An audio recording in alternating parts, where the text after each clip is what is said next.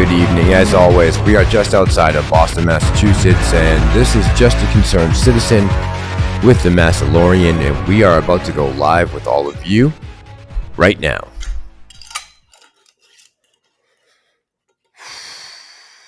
Man, I didn't know if I was going to make it or not. I wasn't sure. You made it. Yeah, that was a crazy ending to the Celtics game. I was going to try and play it, but for some reason, everything's dragging on my computer. T, is there any static or anything going on? Chat? Sounds good to me. Okay. All right. Excellent. Excellent. Good evening, everybody. I am going to go up and start at the top here and say hey to some people. Dufresne said he wasn't going to make the live tonight. He's going to catch it tomorrow. Dufresne, have a good night. Some rest, bro. Trevor, good evening. You're going to bed too? God damn it, Dana. Bro, Metheus, good evening. Lizzie, Home Daily, Trevor, I got Mike, good evening. Christine, BBD, bro. Oh my God, that was off the. I can't even tell you what I just did.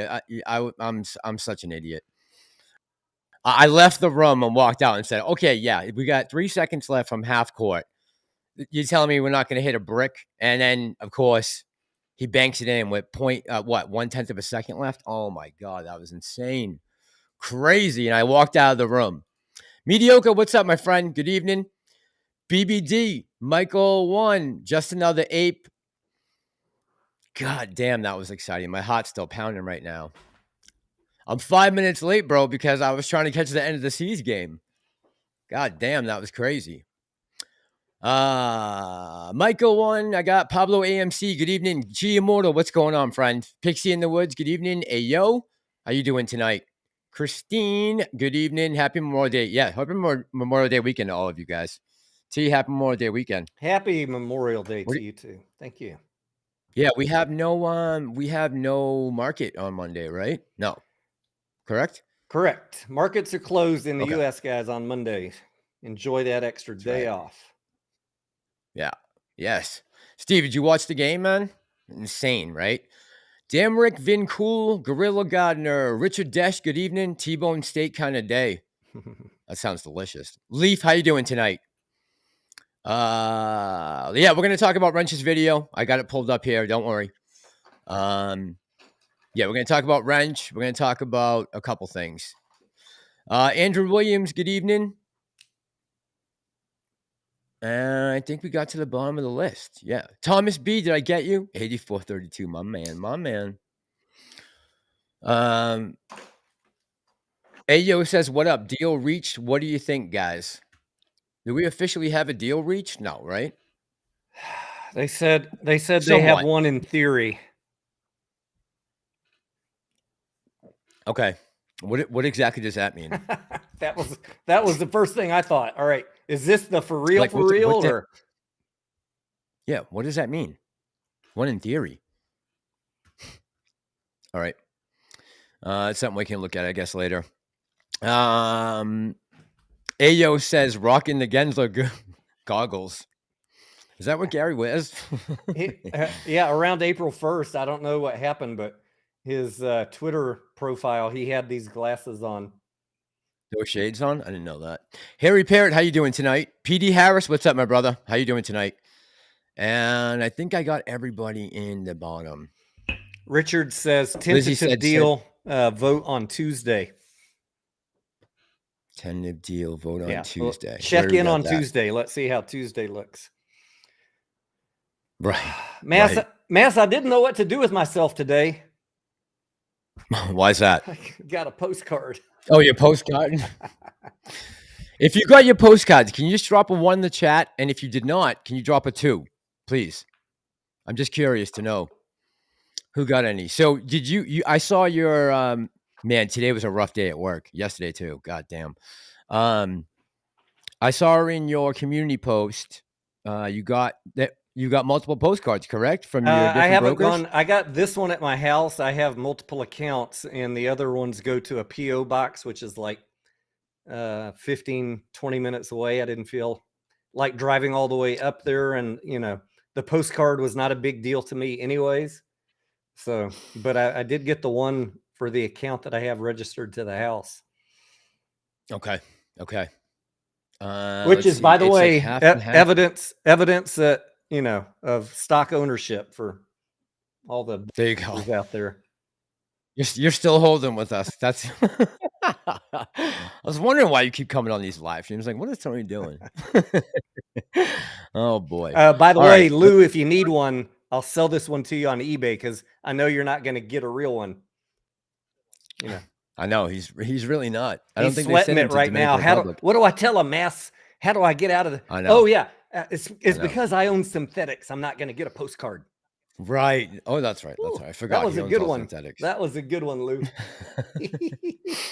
Is that what he said? Yes. He said that? He said, I'm God probably not going to damn, get a what a f- postcard because I own synthetics, you know.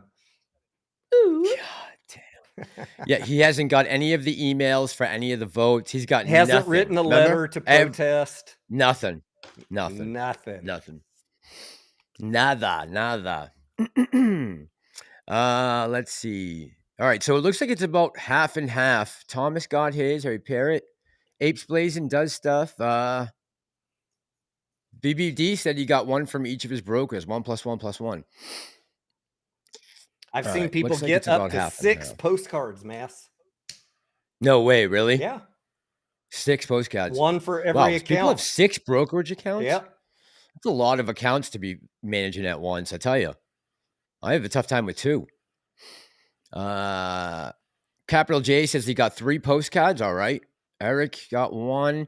Damrick says no postcard. I must have fake shares, Tony. You're gonna get Leaf your said I'm postcards. You know, everyone's gonna get a postcard, either a postcard or an email of a postcard. A lot of people are getting the emails at the end of this week. Also, Thursday, Friday, I started seeing a lot of people saying, "Oh, I got an email of the postcard." Okay. I haven't got an email yet, but I have to go up to my old place this week coming up. So I'm gonna stop by and grab mail and see if they're there.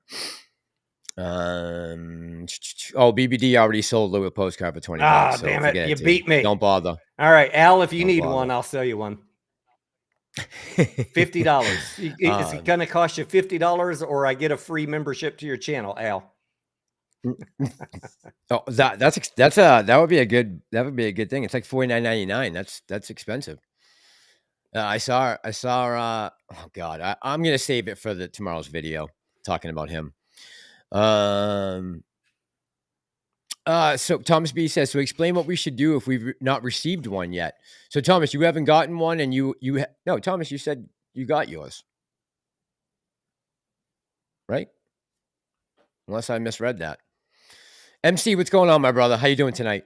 Chad Moore says I have 3 counts, and thank you, MC, man. Appreciate you really helping out. You're like carrying the channel on your shoulders. Thank you, man. No lie. I have 3 MC, counts, but I'm going to talk about that tonight. I'm going to give an MC a shout out and a hat tip also. Thank you. I appreciate it. Yeah, man. Yeah, seriously. He's single-handedly carrying the channel. Chad says I have 3 accounts and no postcards or emails yet. Okay. Yeah, I've seen a lot of people. I've seen a lot of international people doing some complaining. If the U.S. is Randy just says getting 4 accounts, wouldn't you think if the U.S. is just getting their postcards like today, yesterday, Europe, I'd say Europe's going to be next week. Yeah. Late next week, absolutely. probably. Yeah.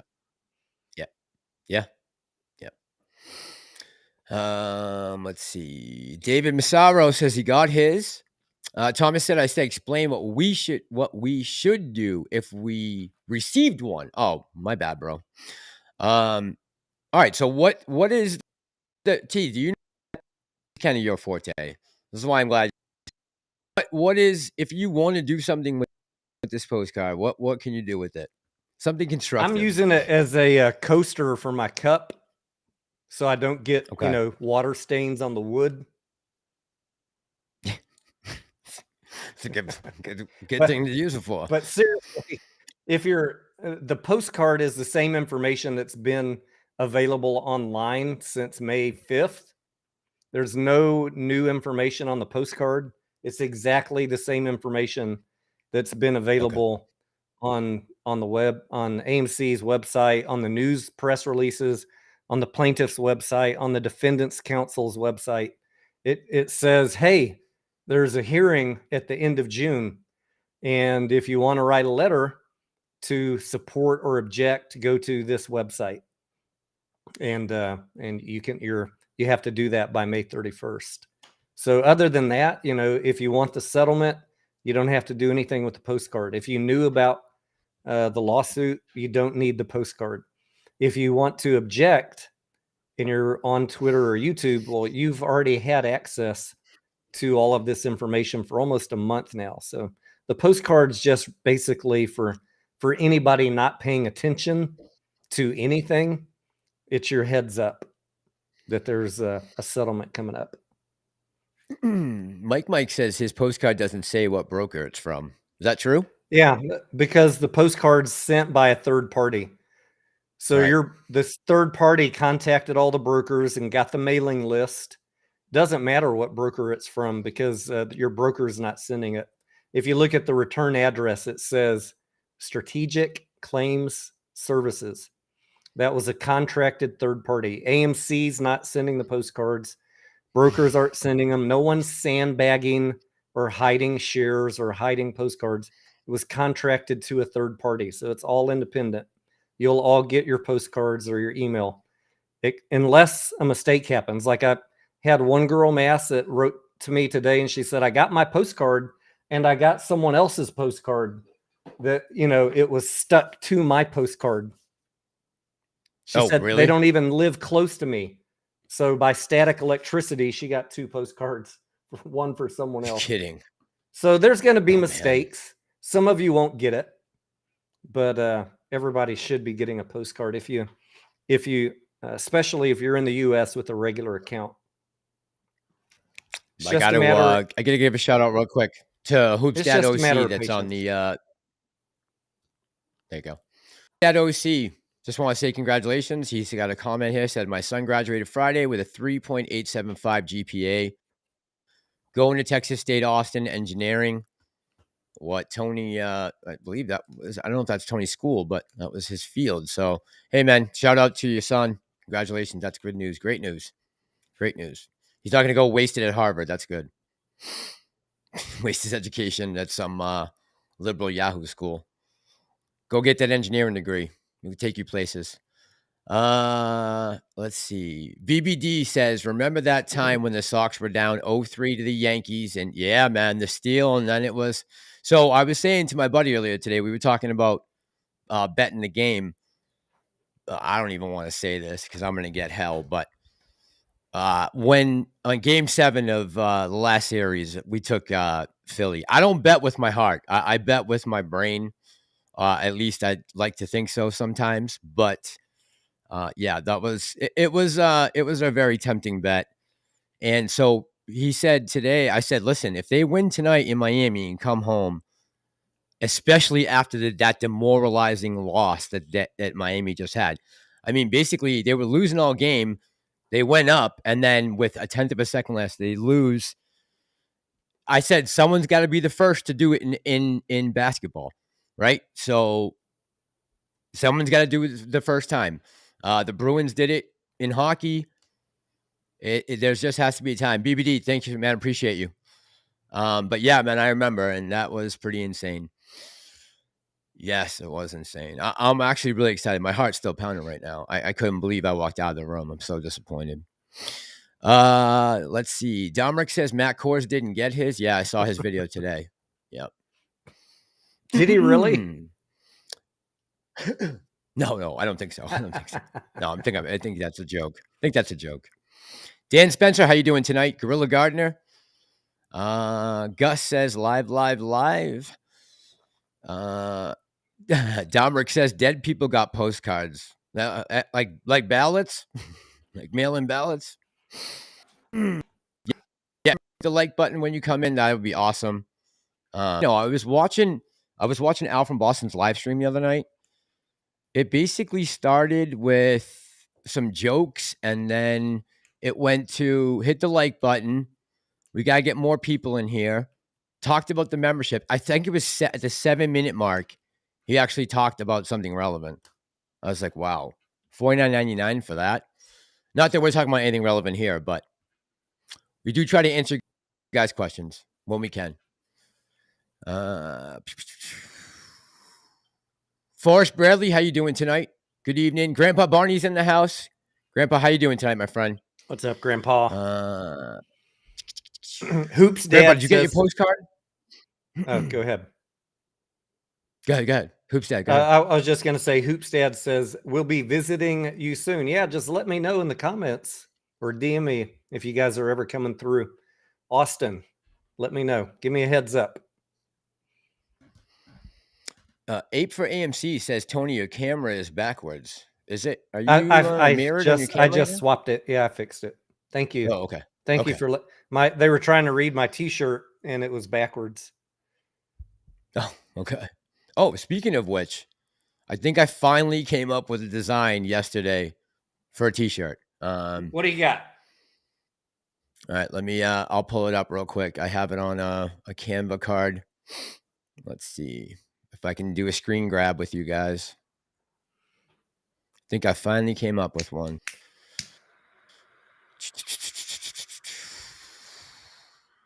Okay. Let me see if I can share the screen. And just tell me what you think.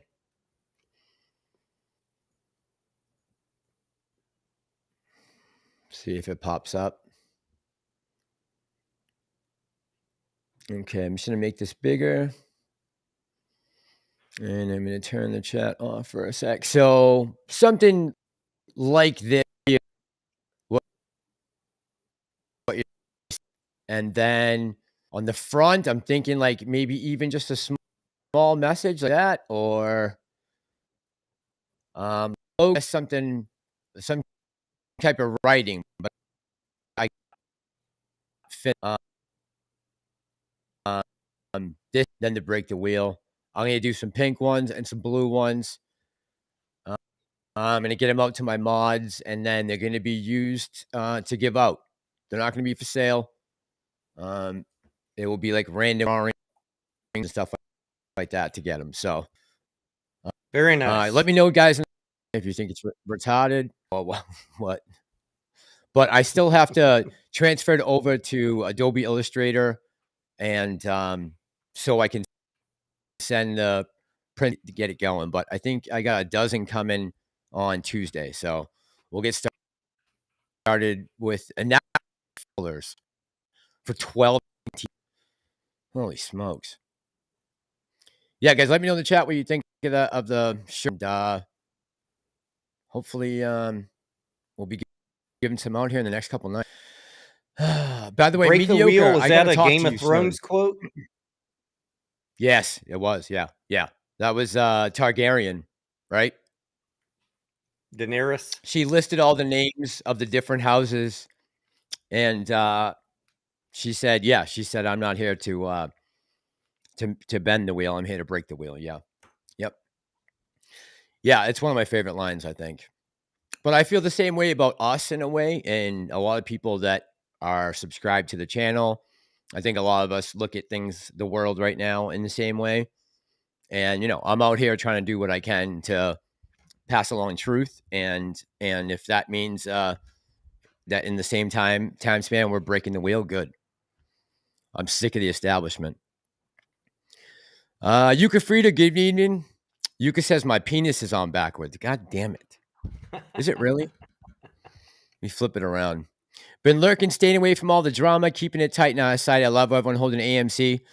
Yeah, Yuka, you know us. We're not trying to cause any drama over here. We're just, I've been laying low too. I've been doing videos on the FBI and Target, and I guess we could probably just get into that. Let me give you guys a little breakdown of what I think about Roensch's video from last night. How many of you guys watched Roensch's video from yesterday? Just curious.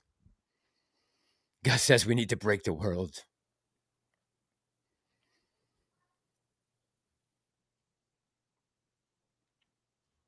Lou, I know, crazy, right? I'm lagging. Yeah. All right, let me close some things up. Sorry about that. Okay, that should be better. Yeah, Forrest, I know a lot of you guys have been lurking. Yeah, you don't be afraid to come on this live stream. We can talk about anything, you know that. BBD says I'm not a fan, Mass. No disrespect. What BBD? Give me what do you think would be better? Like what? Give me something to add on to that. BBD. Oh wait, are you talking about the shirts or the or Roensch's video? All right, so let's talk about Roensch's video. Let me pull this up. Close the intro, and I'm gonna pull up Roensch's video. And I have a couple timestamps I want to just go over. And T, just jump in whenever you feel like you want to say something or add something to it. All right. I don't watch his channel, but I did after I saw your thumbnail. I did go watch the video right before we came on. Oh, you did? Okay. All right. Did you get to watch the whole thing? It was kind of long. It was like 25 minutes, right? I skipped the middle 15 minutes. Sounded like it was a lot of rambling. It was. I don't know what brought this on, just like I don't know what brought him on shitting all over Ape. But all right, let's just talk about what he said. And I'm going to play a couple clips there. I'll start with this one, I guess. And just make sure that you guys can hear the audio. I think I have to mute my audio for you guys to hear this. So let's see if that works.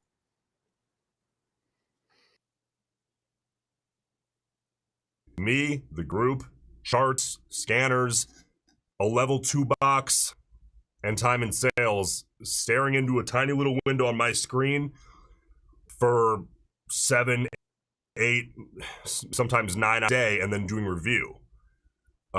So, this isn't meant to be like an excuse as to why. I'm just telling you that I haven't, trading has been more interesting to me than content, and that's just being straight up with you guys. So, and by the time I was done trading, I just had to shut it down. Like I was just exhausted every day because the way that the market had been, there's kind of a lack. Sometimes, by the way, I know I'm drawing this out, but sometimes with trading, YouTube is the new home of NFL Sunday Ticket, our lowest full season price of the year. Did you just get an ad in the middle markets of this video? are tougher than others. You can always trade, but some markets just present things like okay, I'm probably going to trade that name today. Whereas other days it really pops up. There's not really a whole lot to trade, and it was like that for a long time. You still have to make it work and trade to do what you need to do, and you don't really let performance.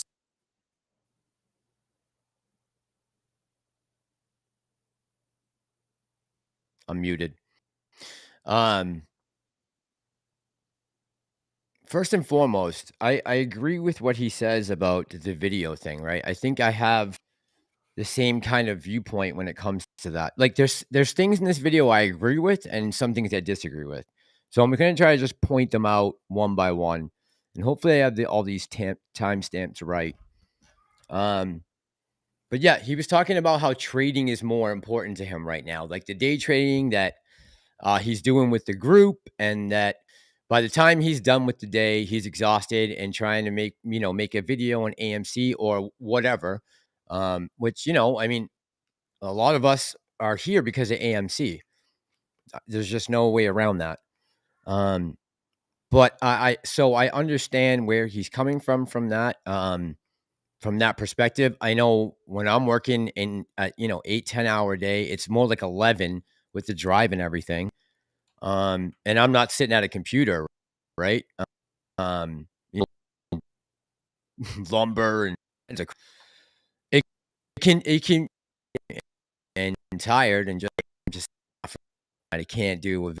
I can't go live. Perfect example. But you still, because I think you have respect for your viewers, subscribers, the people who have been rocking with you this whole time. So I get both sides of it. I understand what he's talking about the exhaustion and everything else, and how his day trading has become more important to him than the overall mission. And where I agree with him where I don't agree about the viewership, I agree with the content. And so let me jump to the 6-minute mark. Feel free to jump in and say something. But I think this about yeah, this right here. Here we go.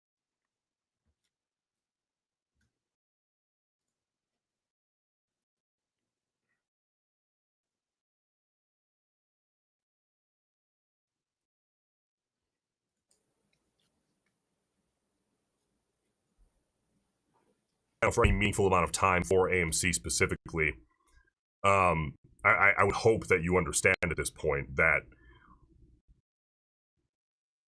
if you moon boy bullshit every day, I am not your guy. And I think you know that, and that's probably why you're here. At least I hope. I've never wanted to be that guy. I've never wanted to be your person to get that from.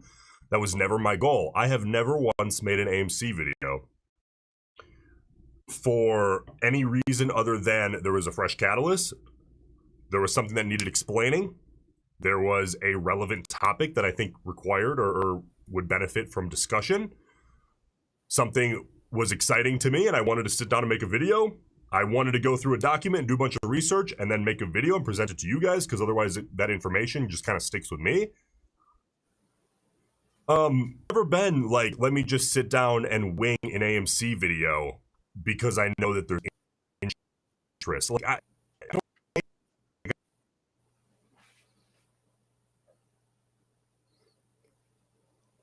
Is the audio choppy from the video, T, or what's choppy? I see what I'm hearing. What I'm hearing from you coming through my earbuds is not choppy, but when I'm listening to it on my iPad, it's cutting out. Yeah, that's weird. Why? Like the audience is saying. I don't get it. Why is it doing that? What about the video? Can you hear the video? Is that choppy as well? The video looked like it was the audio on the Roensch Capital video sounded okay. Okay. You know, he talks there about wasting people's time. Yeah, I just don't know what to do. Yeah, it's 3 more weeks. 3 more weeks, guys. I gotta put 3 weeks until you move and get better internet. Yeah. Please, baby Jesus, help Massalorian get better internet at his next place. We pray in your name. There is nothing in the house right now pulling the internet except for this computer. That's it. Everything else is off. The TVs are off. There's nothing on the internet.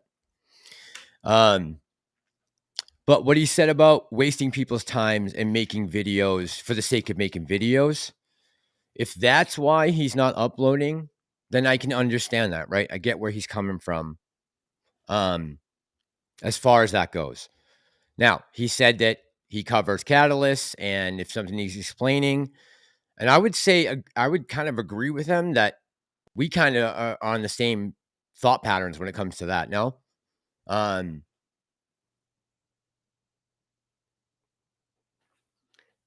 don't even really understand what was the point of that video.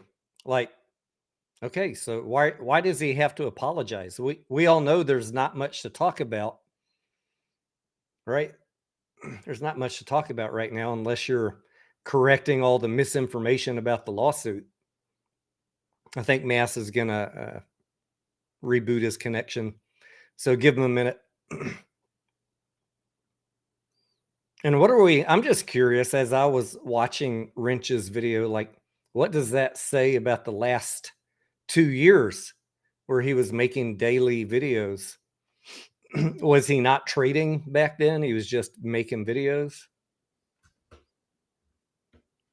But it is a grind. It is a grind to put out videos. Can you hear me now? I can hear you, but we'll have to see what the audience says. Eric, you've been using your postcard as a fan. When it gets hot in the room, you can use your postcard as a fan, guys. A lot of uses. It's a great coaster for your drinks. You know, you could roll it up and smoke it, you know, if your cigar runs out. Do you see private chat? Yeah. All right.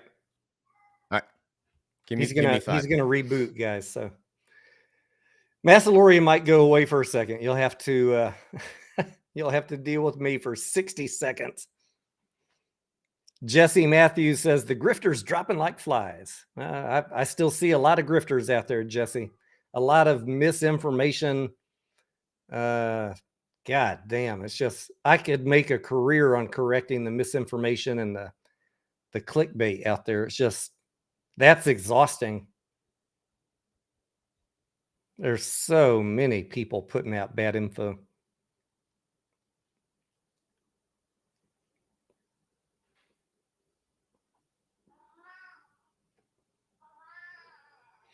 Eric, how you doing, amigo? Eric Catil in the house.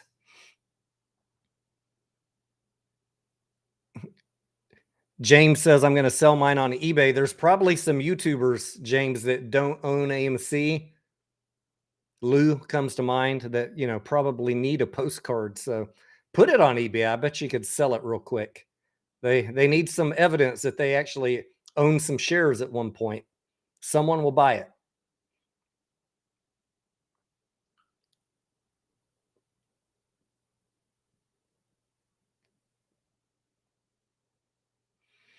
Philip says Roensch better be one of the better traders out there, one of the best for what he's charging. What does he charge for his Discord?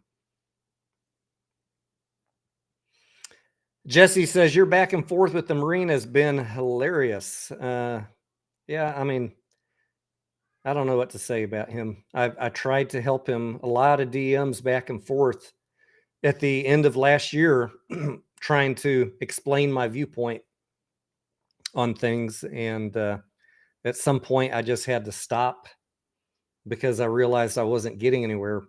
And I mostly just let him do his thing. But when he puts out blatant misinformation, I'll comment on it from time to time. And my favorites are like, I wonder when he doesn't know the information. He's like, I wonder if the executives' bonuses are being split. That's probably why they want the split, because their bonuses are not being split. What do you guys think? It's like purposeful misinformation. It takes 2 seconds to look up the compensation plan and read right there that all of their bonuses are being split. But he can't be bothered to read. It's like a purposeful misinformation campaign. And when I see that, I'm going to call it out. Like, be better, Mike. I know you can read, and all the information is there. All these people talking about deadlines on the postcards. There was 0 deadlines on the postcards. You can read the judge's scheduling order. There's nothing in it that says it must be received by May 24th. But these guys go on and on. You got to write your congressman, write the judge, tell him you didn't get it by May 24th. There was nothing in the judge's order that had a deadline, just purposeful misinformation or inability to read a basic document. And I don't like that. And I will call it out. And they can get mad at me all they want. They don't have any answer to it. So oh, well, here's a picture of you and Adam Aaron to prove you're a shill. That doesn't prove shit. Guys, I'm not paid by anybody. I didn't talk to Adam Aaron about anything other than what you do. Hey, Adam Aaron, nice to shake your hand. I appreciate all your hard work. That was it. I'm here because I have an investment in this company and nobody's talking to you about the fundamentals and the financial statements. That's it. Nobody's paying me. They're another one of their favorite lies, all the clickbaiters. Shill Team 6, I call them.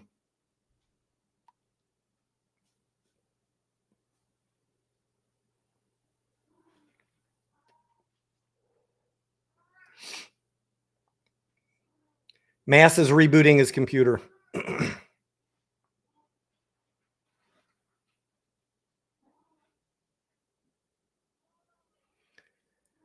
Candace says, Tony, I'm out of state, been checking online to see what's in my mail and still no postcards. Yeah, I guess I just got mine today, guys. So if you haven't got yours yet, then tomorrow mail's closed. No mail on Monday.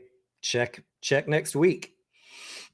Everything depends on when your broker sent the list of addresses to this company, SCS. And then it depends on the U.S. Postal Service, how long it takes them to deliver it.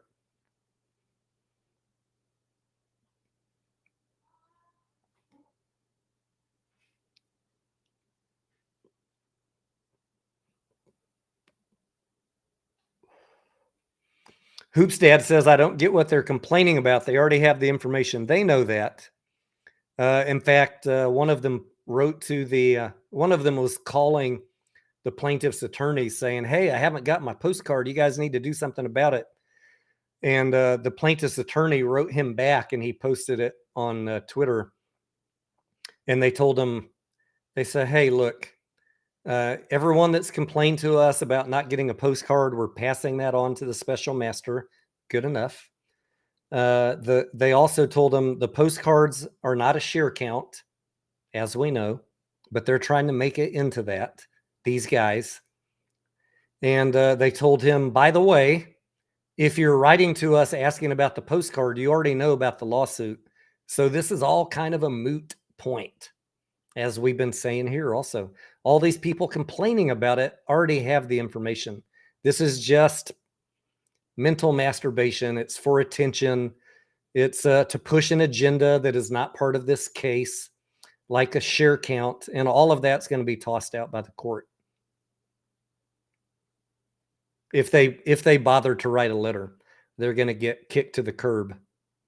And I don't say that to be mean, and I'm not happy about it. That's just facts. This case is not about a share count.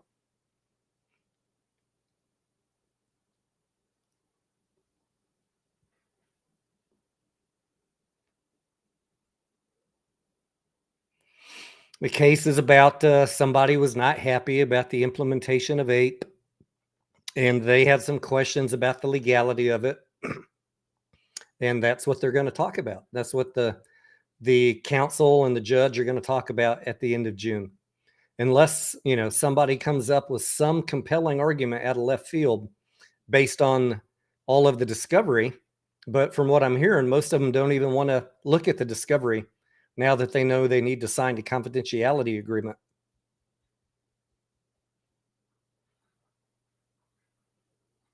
Due to possible SEC violations, access to insider information, they won't be allowed to trade. You know, that's SEC rules.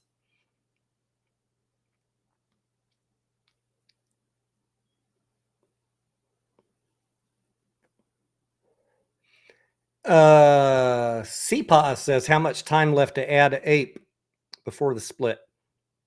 The hearing is going to be on June 29th and 30th, and then the judge is going to take some time, I don't know how long, to go off to her cabin in the woods, think about it, and then issue a written decision. That could be outright dismissal of the case. It could be accepting the settlement agreement, which is probably the most likely outcome. Could be modifying the settlement agreement.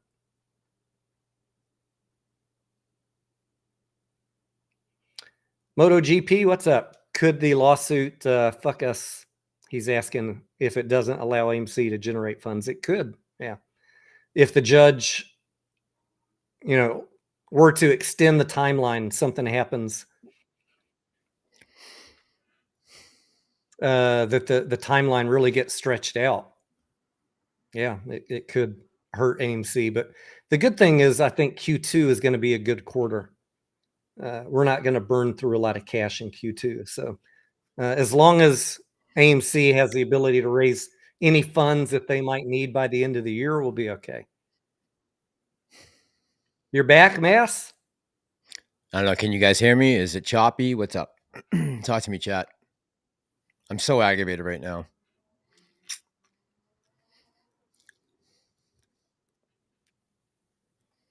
I know you can hear me, T, but I'm going to try to talk to see if it's cutting in and out. Yeah, let us know if, all right, they're saying it sounds good now, Mass. Okay. All right. Sorry, guys. I'm really sorry. This is kind of embarrassing. You know, everything I went through to get this place together. I saw some people on Twitter. I don't know if they were serious or not, talking about the date of record for this settlement is February 28th. From what I read in the documents, guys, the date of record is if you're holding AMC the day before the split, you're going to get the settlement. They were going back to documents creating APE, trying to pull a date of record. That is not what I read in the settlement agreement. What I read was anyone that's holding AMC the day before the reverse split will get the settlement. Matt, thanks, man. Yeah, I missed everything you were talking about, obviously, because I was trying to reboot this. Well, that's all right. We were just chatting. Okay. I'm not going to put Roensch's video back on again. I'm just going to talk about what else he said. So he talked about that whole thing about the channel, and again, I get where he's coming from because of what happened with Ape and AMC and the whole Adam Aaron controversy. If I feel like I can't help with making a video, I'm not going to waste anyone's time, right? That's an insult to my audience if I just put out a video for the sake of putting out a video. Now, there are plenty of channels out there that are following everything every day, putting out videos, multiple videos a day. And, there's a lot of content out there you can watch. But, that's just something I'm not going to stoop to. I'm not going to do it. So I get what he's saying about that. And like I said, in the meantime, while we're kind of waiting for everything to play out with the courts, I'll try to bring other information to the audience that I think they might enjoy, or maybe it'll be informative to them, right? So Matt, what I find funny is the people putting out 2 or 3 or 5, 10 videos a day call us putting out 1 video a week. They call us the clickbaiters. I know. It's like, what kind of I don't know if that's deflection. Is that deflection or paranoia or just like outright craziness? Like, how are you going to call the people that are putting out 1 video a week the clickbaiter when you're putting out 2, 3, 5, 10 a day? Yeah, I know. And so when it comes to that, like, I get where he's coming from, and and look, I think I understand kind of what he's saying about, he went on to talk about the market, how it's kind of heating up again. And that he's doing pretty well with his group in day trading. So I decided to take another path. We haven't MOAShed yet. We haven't schools, really, in my opinion. So, I went back and took a job. I found a job that I was able to get a good discount on a blue chip stock that I can invest in right now. So it's not day trading per se, just because I become so skeptical of the market from time to time. So I took a different path, and therefore my content has also suffered because of that, right? I try to do lives when I can, and sometimes my videos take 5, 6, 7, 8 hours. I mean, it just depends, on how much I want to add to it to try to make it interesting for everyone. So I get where he's coming from in that sense. But my biggest, I think, complaint about the whole video. Oh, one more point. He said at the 17-minute mark. Oh, wait, no, 22-minute mark. He said, respecting your audience. He just talked about that, and I'm like, I get that. Like, so there were some points that I thought he made that were good. Others that, he didn't talk about how he shit all over Ape and told everyone to sell after the dividend was handed out. He left that out of the conversation, But yeah, it's more of a respect thing to you guys, not putting out things, and especially if it's something that's going to keep dividing the community. Now, I'll just give you a heads up now. Tomorrow's video is going to be a little divisive. I'm going after a couple of YouTubers, but hopefully we'll make it fun. We'll try to make it fun. Al from Boston aggravates me. He really does. I'm not a fan at all. and I can't get to him. So is it because he quit law school and then said that he's a Special lawyer? Master Amato, after her 20-year career, being nominated as a super lawyer of the year and her summa cum laude law degree, but Al, who quit law school, called her low stamina. Is that why he irritates you? A little bit. Yeah, that has something to do with it. Is it that he was the first one that called Judge Zern paid off? Paid off. Yeah. Yeah. Yeah. That bothers me. We knew that was coming. He's not going to be the first one, guys. You're going to see a lot of people calling Judge Zern paid off because they can't wrap their heads around the fact that they're wrong. They're gonna deflect and apologize to their audience by blaming an impartial court and Honorable Judge Zern, who they loved. They loved her 30 days ago, Mass. Remember? She's on our side. Yes. Just wait. Watch the tables turn on her. It's coming. Yeah, it's coming. It's coming. It's coming. It's going to be beautiful to watch. Believe that. It's coming. Yeah, believe that. Yep, for sure. My other question would be, you have a Bloomberg terminal in your house, and your live streams, it's like a big joke and laughing and hit the like button and memberships. I mean, that's the content mixed in, thrown in with a little swearing and yelling, and it's just, I don't know. The fact that he has the nerve to charge for memberships just torques me off. So we're going to talk about that a little bit tomorrow. And I guess I'll go more in depth into Roensch's video. Gus is in the house. I'm gonna imitate Gus's voice for a second, Massalorian. Okay. Buy the dip. He's got that Nashville twang. Oh yeah, Northern Tennessee twang. Buy the dip. I wish I could do it better than that. But Gus, welcome. We love you. Is Gus in your Discord? I run into him every now and then over in Mediocre's voice chat. Okay. He's not in my Discord now. All right.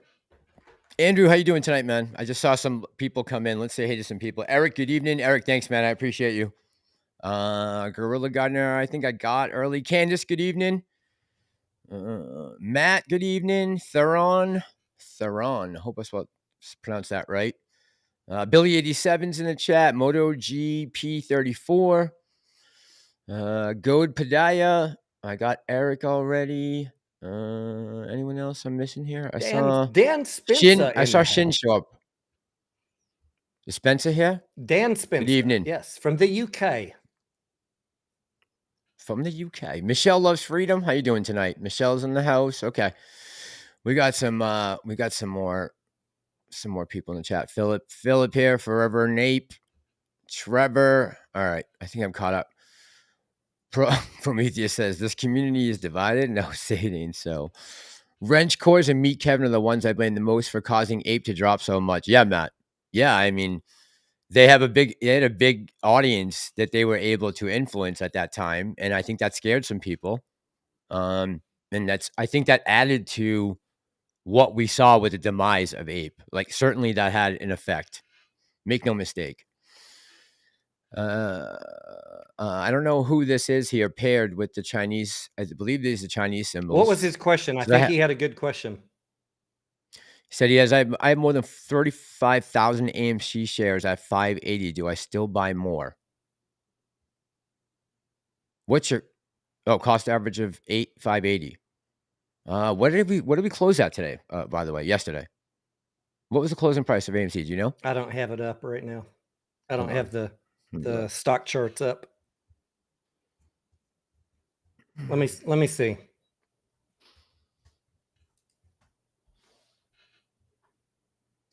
AMC 464. I saw someone did a video saying we're heading back to possibly down to the $3 mark. I said that's definitely possible, guys. I said 411 by next Wednesday or Thursday is my prediction. I don't know if that'll be right. According to Antstrades, we're gapping up on Tuesday. We might squeeze by the end of the week, I heard. Yeah. That's a possibility. Yeah. That was in the video. I saw that. Don't quote him on that, but it's possible by the end of next week we could squeeze. I hope he's right. I hope so. I hope so. How about Hoddle says, how about creative investor in New York, Angelo?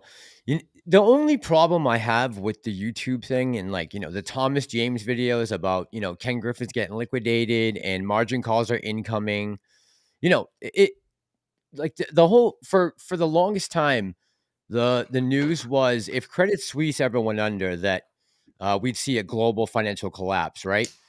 Credit Suisse is gone and they barely made a blip on the radar. No one even kind of mentioned it, right? So I'm so sick of hearing that scenario. What's the thesis behind Citadel going bankrupt? That just came out like literally 12 hours I thought ago. they were making money hand over fist.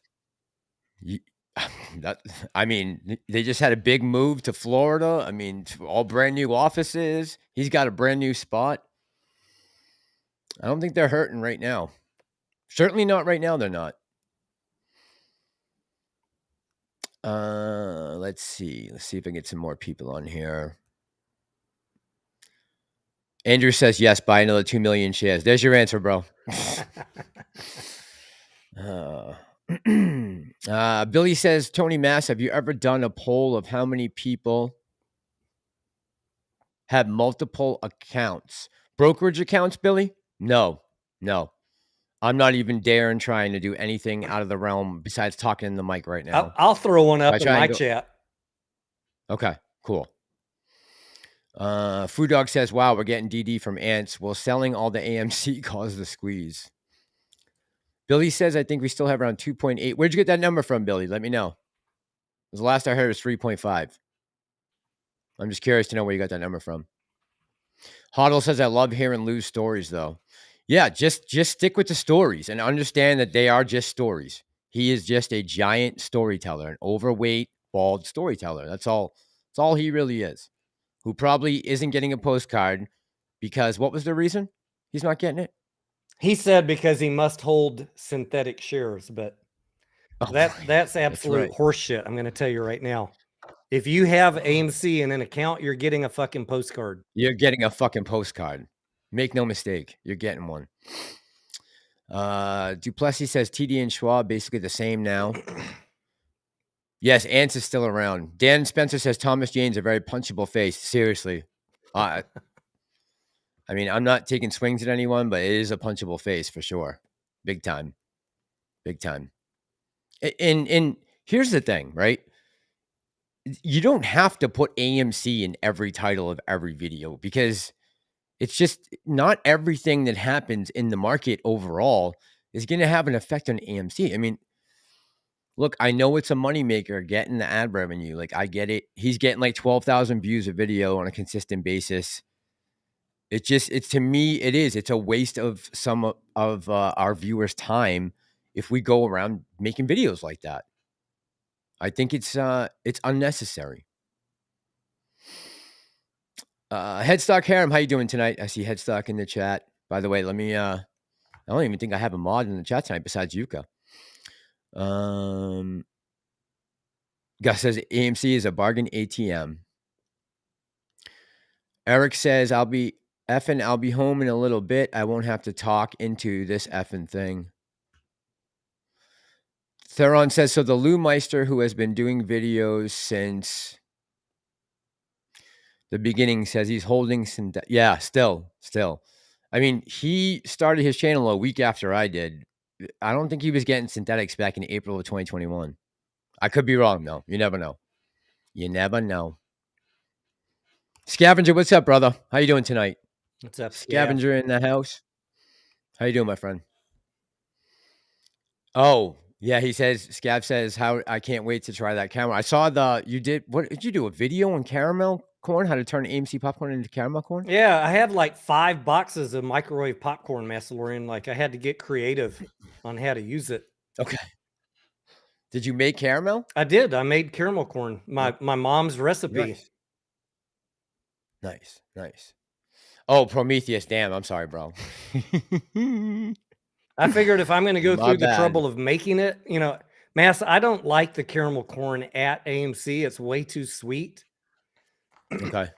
I will never buy it again. Like, there's a lot of things I like on their menu. Their caramel corn is way too sweet for me. So the caramel corn recipe that I posted is not like that. It's just right, in my opinion. Got it. Sorry, Prometheus. I got you.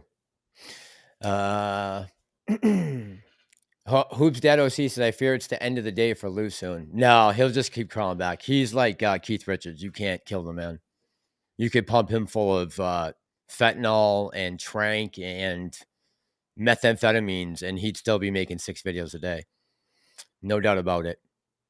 Michelle says, I'm so down on all my stocks in crypto, I barely look. Yeah, me too, Michelle. Although, I got to say, and I'll just talk about this real quick because I know everyone wants to talk about AMC, but Palantir just had their earnings 2 weeks ago. They're up 48% in the last week or last 10 days from $7 a share to, I think they just closed under 14 on Friday. They have a big AI demonstration that they're doing on either Monday or Tuesday. But I mean, I'm pretty transparent with you guys. I have a lot of shares of Palantir. It's my second biggest position. And it's depending on whether or not you buy into the theory of that they're trying to crack down on information and also data collection, that they are ramping up data collection. Palantir is something you might want to look at, and especially because they're tied into what goes on at Davos every year. I think that's the biggest, not head scratcher, but maybe sign that they'll have some more contracts coming very soon from different countries. And I mean, that they could turn into a monster company. Just something to keep your eye on, guys. Let's see. Hoopstat OC says he is losing people left and right. I mean, Hoopstat, he had 80,000 subscribers at one point, right? 85,000 subscribers. I don't know what he has now, but Duplessis says you can make a caramel popcorn map of Texas tea. That would be creative. On a piece of paper?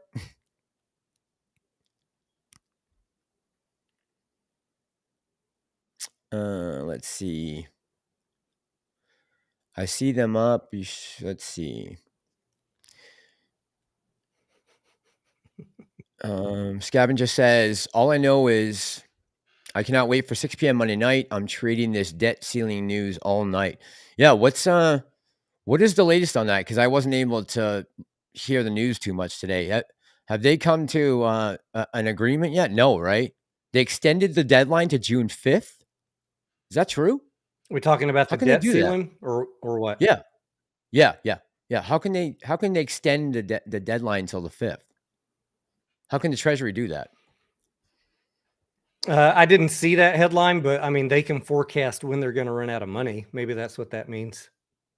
Oh, yeah, I think you're right. I think that's what it is. Yeah. So they have an extra 5 days. I think they have like $60 billion on hand right now, cash. It's like less than AMC.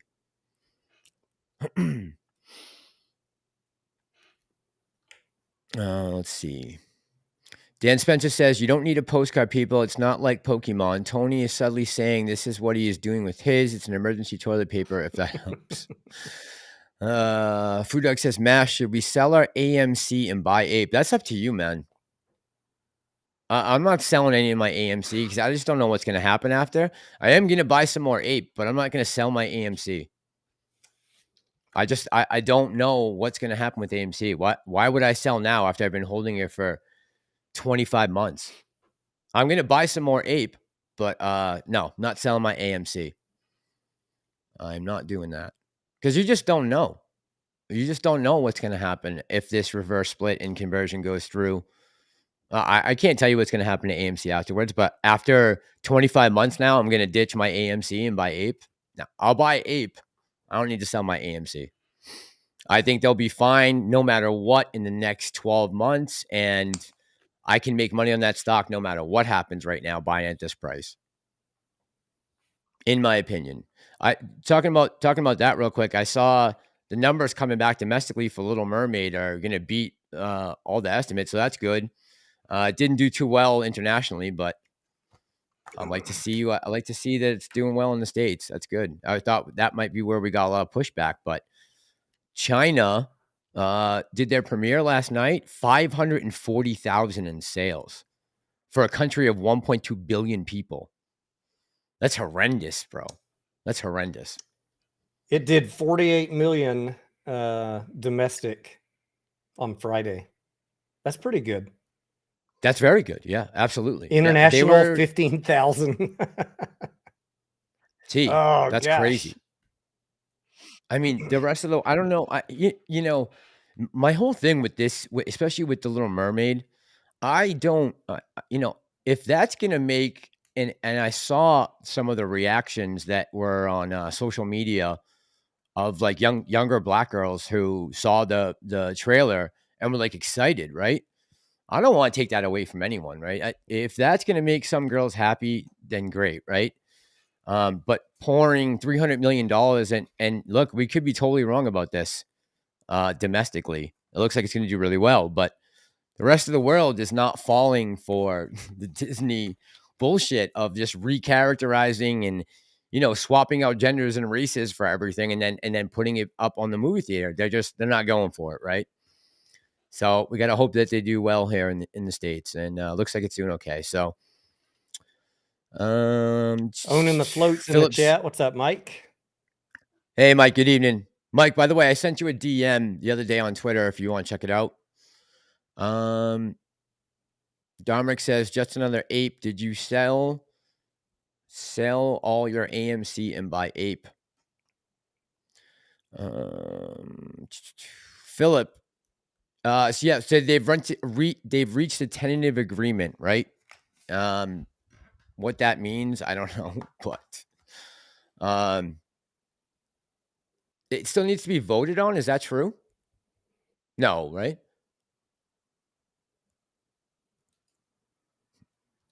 I don't know. I'm not sure. Let's see. Andrew says the White House and the House Republicans have an agreement in principle on a deal to raise the debt ceiling for 2 years and cap spending. You know, T, I got into a conversation today with a guy at work who's a city councilor in one of the towns over here, a Democrat. And I went up and I said to him, what do you think is the biggest threat to the country right now? You know what his answer was? What? First two things, number 1 and 2, climate change and Donald Trump. I'm not kidding. That's what he said. To answer your question, and I just wanted to make sure I said this correctly. According to the Google Mass, any changes to the debt ceiling require majority approval by both chambers of Congress. Yeah, the House and the Senate, right? They've been saying for months. I mean, the White House has been very clear through Karine Jean-Pierre that this is non-negotiable. I mean, they've been saying that since late February. I have a soundbite that I'm going to put in tomorrow's video from her, like every 2 weeks, basically saying the same thing. It's non-negotiable. We're going to raise no matter what. We don't care how bad inflation is. We don't care how bad the debt is right now, that it's about to overtake our GDP. They don't care. So, okay, that's fine. I mean, just understand that could hurt you next year as much as you don't care. Yuka says, Mass, that's a great answer. About the movie, Yuka? Yeah, man, I would never want to take that away from anyone, right? And seeing how excited the little girls got doing that, I was like, oh, man, that makes sense. But I don't know if, I mean, they have all these crappy shows on Disney+. If you want to swap out and do something like that, put it on Disney+.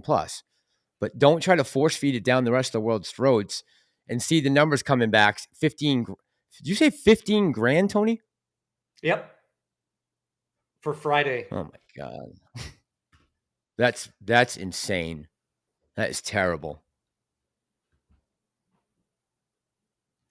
God damn. Let's see. Matt says as long as it's gonna wipe the floor with Buzz Lightyear.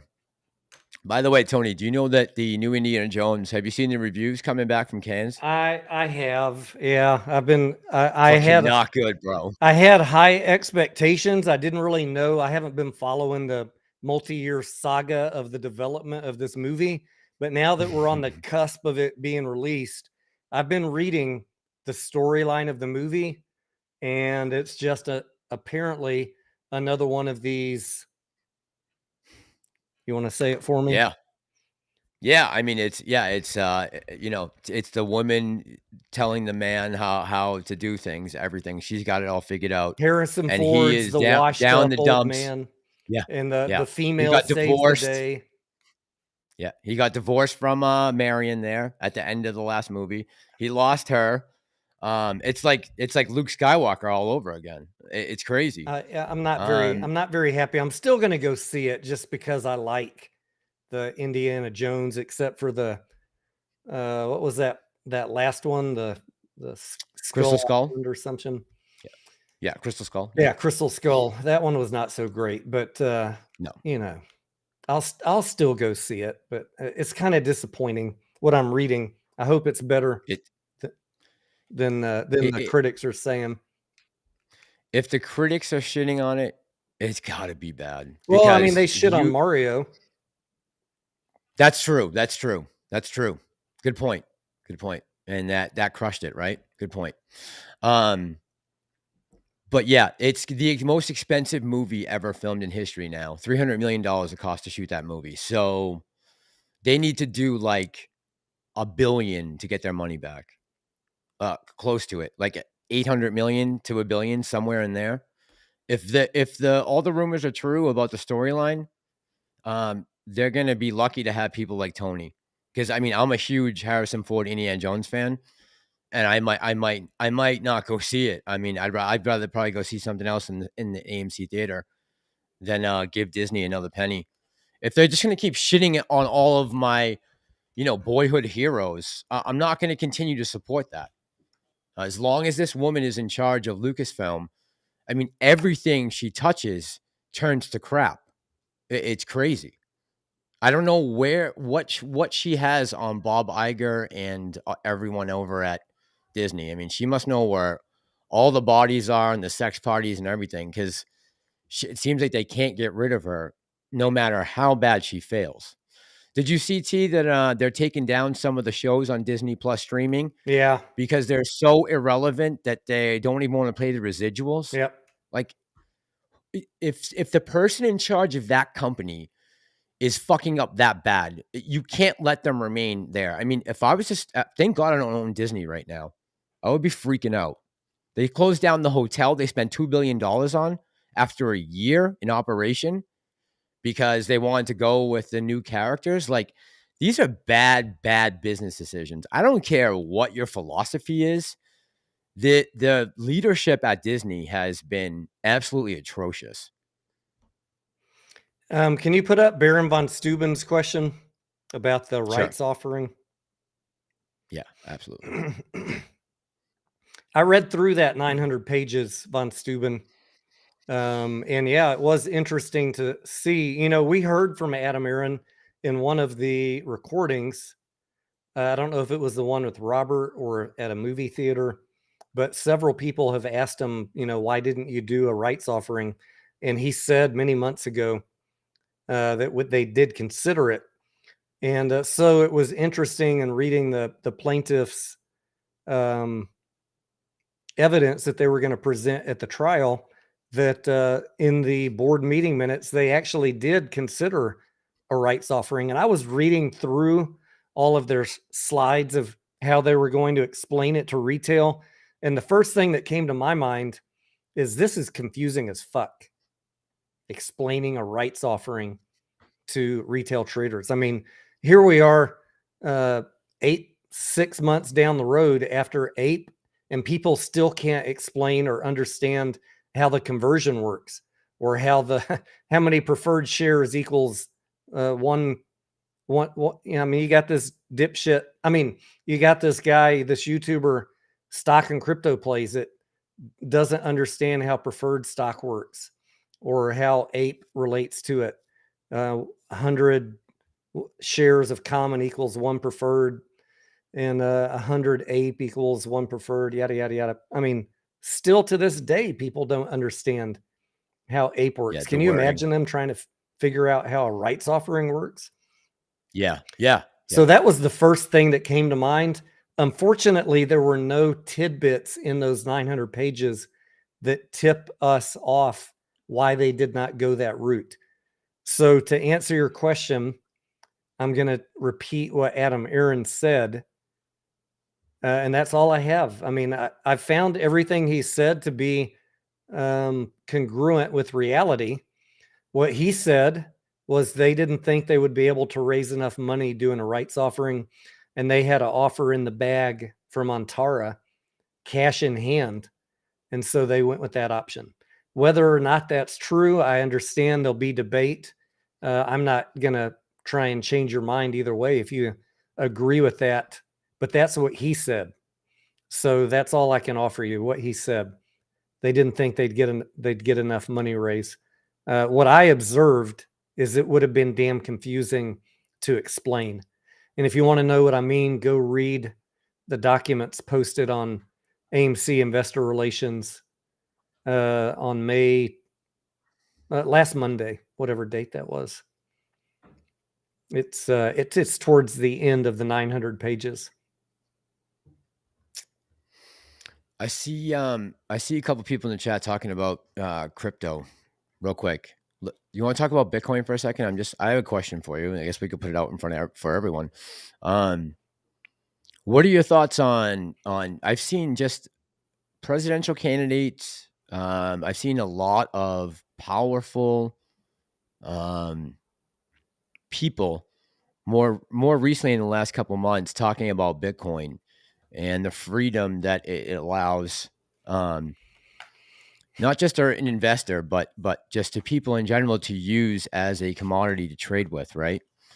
The more that the petrodollar becomes irrelevant and our debt continues to climb with no end in sight and inflation still on the rise. I mean, I think they're talking now, maybe it will be 50%, 50-point hike in June of this.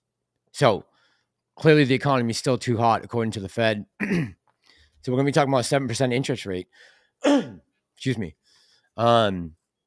Yeah, I'm just interested to know what your thoughts are on Bitcoin. Do you think it's going to just kind of stick around this price, 25, 26, 27 grand for a while? Or I saw some people saying that they think it could double up for the end of the year if certain things happen. What's your thoughts, Steve?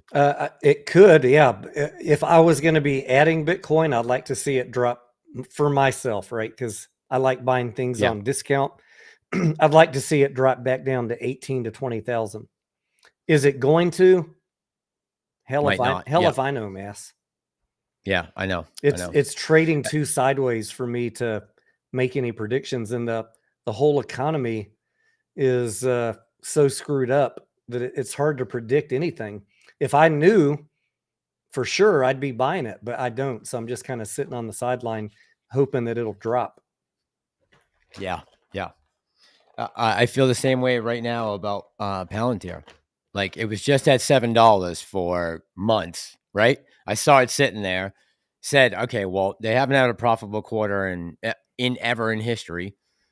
And then they go and blow away earnings and double up in 5 days. It's like, Christ almighty. Like, I can't catch a fucking break. I can't. Owning the float says Bitcoin's going back down. If I had to guess, that's what I would say, that it's going back down. And if it drops in that 20,000 range or a little bit less, then I would consider buying it for myself. Then I'm mostly out of crypto. I have a little bit of Bitcoin and ETH, and that's a all little bit of Phantom. But I lightened up a lot on my crypto when all those exchanges started failing. Me too. Yep. I started a little earlier than that, but I did. Yeah, I sold a lot of crypto. I had to move to get down here, so I had to basically clear out.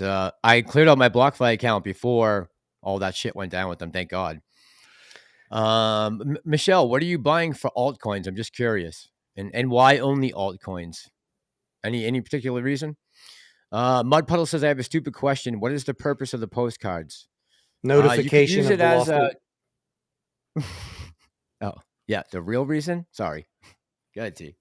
Notification. It's a notification of the lawsuit and the settlement. Michael says, anyone else ape heavy?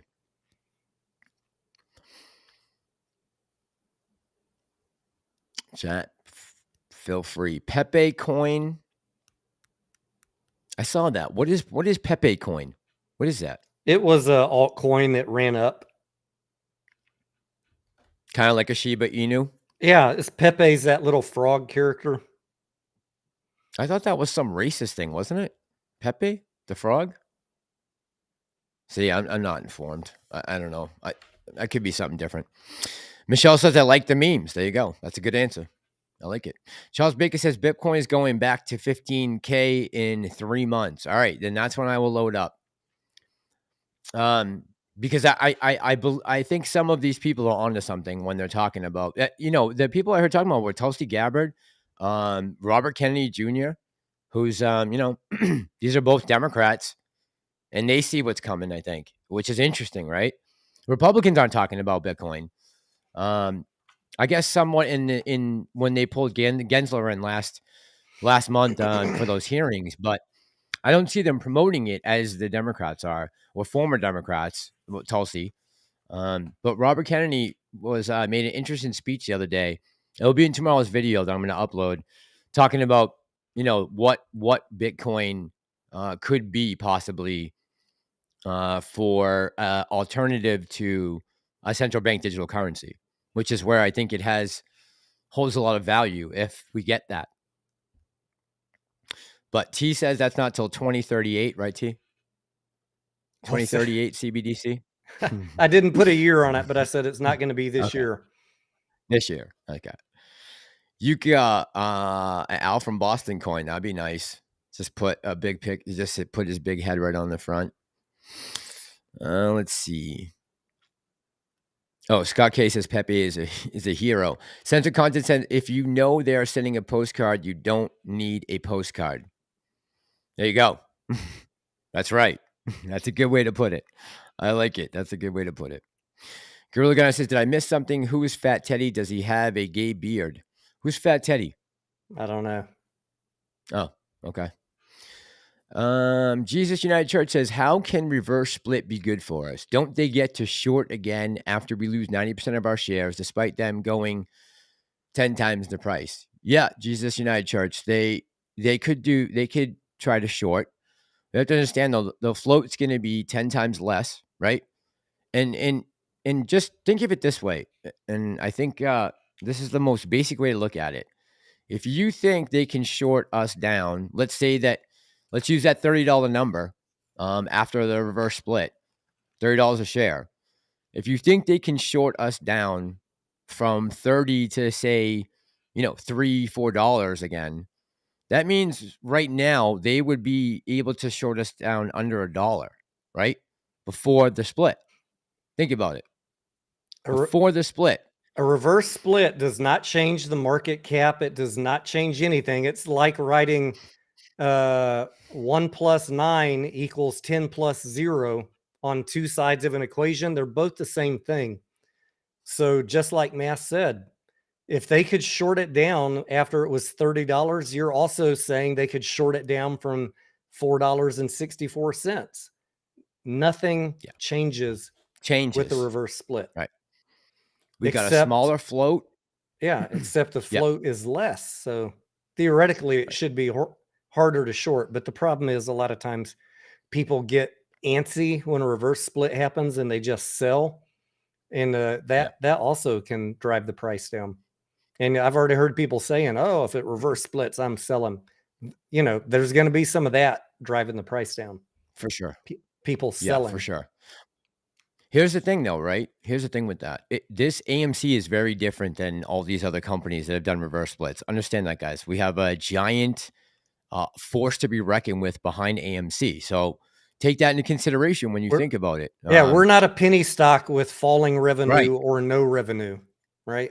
We're a multi-billion-dollar company. So it's just a different scenario. Really, what you got to ask yourself, honestly, is at the current price of AMC plus APE, and I'm not going to give you the answer.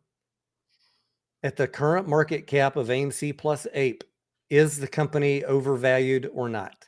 If the company is overvalued in the eyes of Wall Street, they will continue to push it down until the fundamentals change. If the company is fairly valued, you should expect the price would stay around whatever it changes to after the reverse split. That's how the market works. Yes. Good point. But, in general, Jesus United Church, it's not something that's typically meaning good news on the horizon for a company that makes an announcement on it. And usually it's going to be followed by dilution. So if you're looking further out than just a reverse split, yes, it's not going to be a great thing. And you are going to lose shares in your account. Those numbers are going to change. Ultimately, your dollar amount won't change. Gorilla Gardner says he's just a troll disguised as a frog. Okay. Billy87 says, what is best for AMC in your opinion? A debt ceiling raise or a default? I don't think a default's not good for anything. No. And a default. Well, here's the thing. Are you asking because you're wondering if a default's going to have margin calls followed by a default? Because I don't know that's necessarily true. I mean, it's definitely going to put a spin on the economy. That's for damn sure. If the United States can't pay its own fucking bills. Again, you can blame both sides of the aisle for this. I don't think it's and something else that came out of the conversation today, about the whole Trump thing, about his presidency. And I said to him, like, understand that your girl, Nancy Pelosi, was the Speaker of the House that whole time. So she's the one who passes legislation, not the president. If you don't like the policies that were instilled back then, you got to blame Congress, not the president. He only has so much he can do with executive orders. Your lady was in charge, making millions of dollars on the stock market off of her legislation. Don't ever forget that. Fucking crook. All right. By the way, the poll is done, Mass. What'd you get? 61% have shares in more than one account. Wow. Okay. That's not surprising. That's not surprising. I think a lot of people who might be newer investors, especially like from now, let's say in the last year, probably opened their accounts on a Robinhood or a Webull and then found out some of the shit that they're doing and said, you know what, I'm going to go try my luck somewhere else. With whoever it is, Fidelity or Moomoo, whatever company, right? I'm going to ask a question to the audience from the audience. Guys, I want you to put in the chat on Mass's channel or mine. Here's the question that someone posed. There are 500,000 AMC shares available to borrow. The borrow fee is 51%. Why is the short interest dropping? Where are the shares coming from? That's the question to you in the chat. Where do you think the shares are coming from? I want to see people selling. I want to see what the audience says. I would say people selling. So that's just a guess.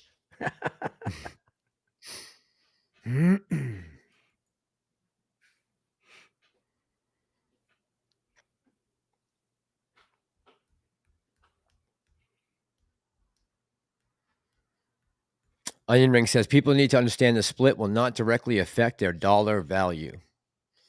Yeah, I think we tried to stress that here on the live streams more than a few times. Some people don't understand it, but the math is very simple when it comes to this. Johnny B says, wouldn't the short interest be very high if they short it back down again? Yeah, especially if no one sells. Yeah, of course. Yeah. Yes. The question is, are they going to be able to manipulate the stock price? That's what I'm worried about. I'm not worried about AMC or Adam Aaron or any. I mean, listen, again, I'm not going to defend Adam Aaron, but I'm not worried about that. I'm not worried about the theaters going broke. I'm worried about shadiness. That's what I'm worried about, most of all.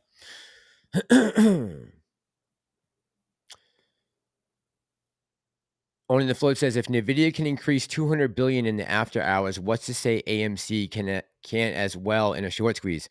Look, guys, we saw AMC go from $6, $8 a share to $72 in a matter of days. Same GameStop did 10 times that amount. So it's not like these things can't happen. Another thing Roensch was saying, just understand that at any time this thing can pop off. You just don't know what can be the cause of it.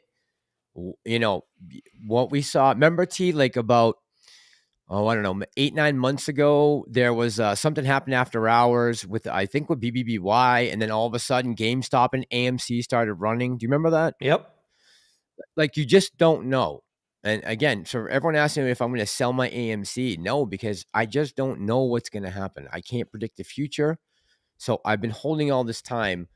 Why would I sell? If people want to get into Ape because they think it's going to make them more money after the reverse split, by all means, buy it up. Buy up a Storm. I would love to see it. Either way, whatever you're holding, AMC or Ape, you're still a shareholder in the company. And, you know, by July or August, all of you are going to have AMC shares. So I really don't care which one you're holding. You're all shareholders in my book. And we love you all. Oh yeah, I agree with that. 100%. Yeah, of course. Chinese Symbol says, according to Stonko Tractor, AMC has 500,000 AMC shares available to buy right now. Is that true? No, that can't. Those numbers can't be right. At 51. That was the question that I posed to the audience. Where are the shares? Oh. Where do they think the shares are coming from? Go. Right. Sorry. That's right. I forgot that already. Jesus. Falana, what's going on, brother? The U.S. should stop printing money, says MotoGP. That'd be nice. I'd like to see that. Woo-wee in the house. He says, what is the market cap? Where is it coming from? The market cap, guys, the formula is very simple. It is the float of a ticker times the price.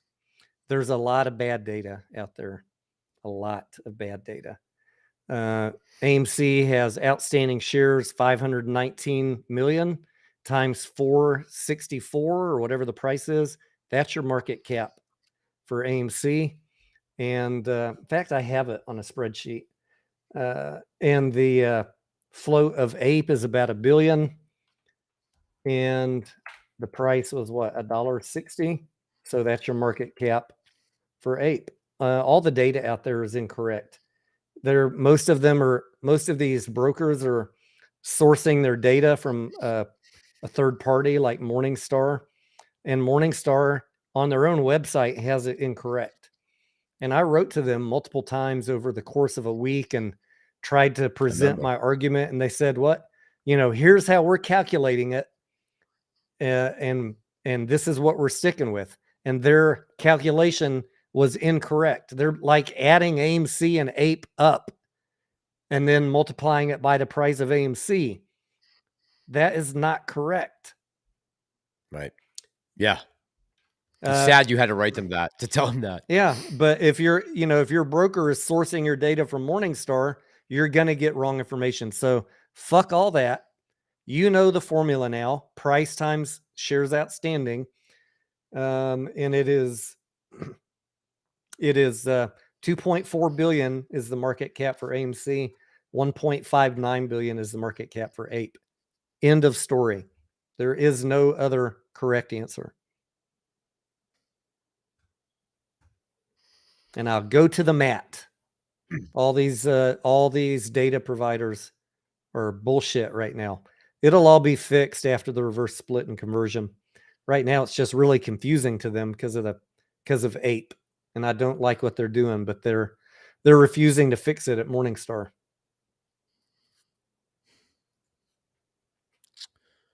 Let's see. Owning the float says a default would be worse than raising the debt ceiling. A default will crash the market 15 to 20 in a week or so. Yeah, that's the number I've been hearing. Owning the float, 15 to 20%. And ceiling will increase, will cause inflation to run rapid, then crash the market, but slower. Yeah, you pick your poison almost, right? But as far as Thomas James goes with these margin calls and liquidity bullshit videos, you guys just got to stop watching that shit. You're gonna go mad. Michelle says, I have several accounts because I thought it was going to squeeze and I was trying to be safe. Yeah, that was another reason, Michelle, back then I got some extra accounts. Yep. Why I kept my E-Trade open. Yep. Good point. Yet here we are 2 years later and I'm back to working. All right, hold on. I want to pull something up. Audio Plug says, Tony, have you been buying AMC or Ape? I answered this many times, Audio Plug. If you were Johnny on the street just walking up to this play right now, and let's just take a potential short squeeze off the table for a second, and you looked at $4.64 or $1.59, and you had $1,000 to spend, which one's going to give you more shares after a reverse split and conversion? Because they're all going to be AMC in a couple months. For that reason, I'm allocating my money to Ape because I can buy 3 times the amount of shares, and they're all going to be the same thing in about 60 days. That's how I'm analyzing it right now. So my most recent purchase was Ape, and I don't plan on adding any AMC when I can get the same damn thing for 1/3 the price.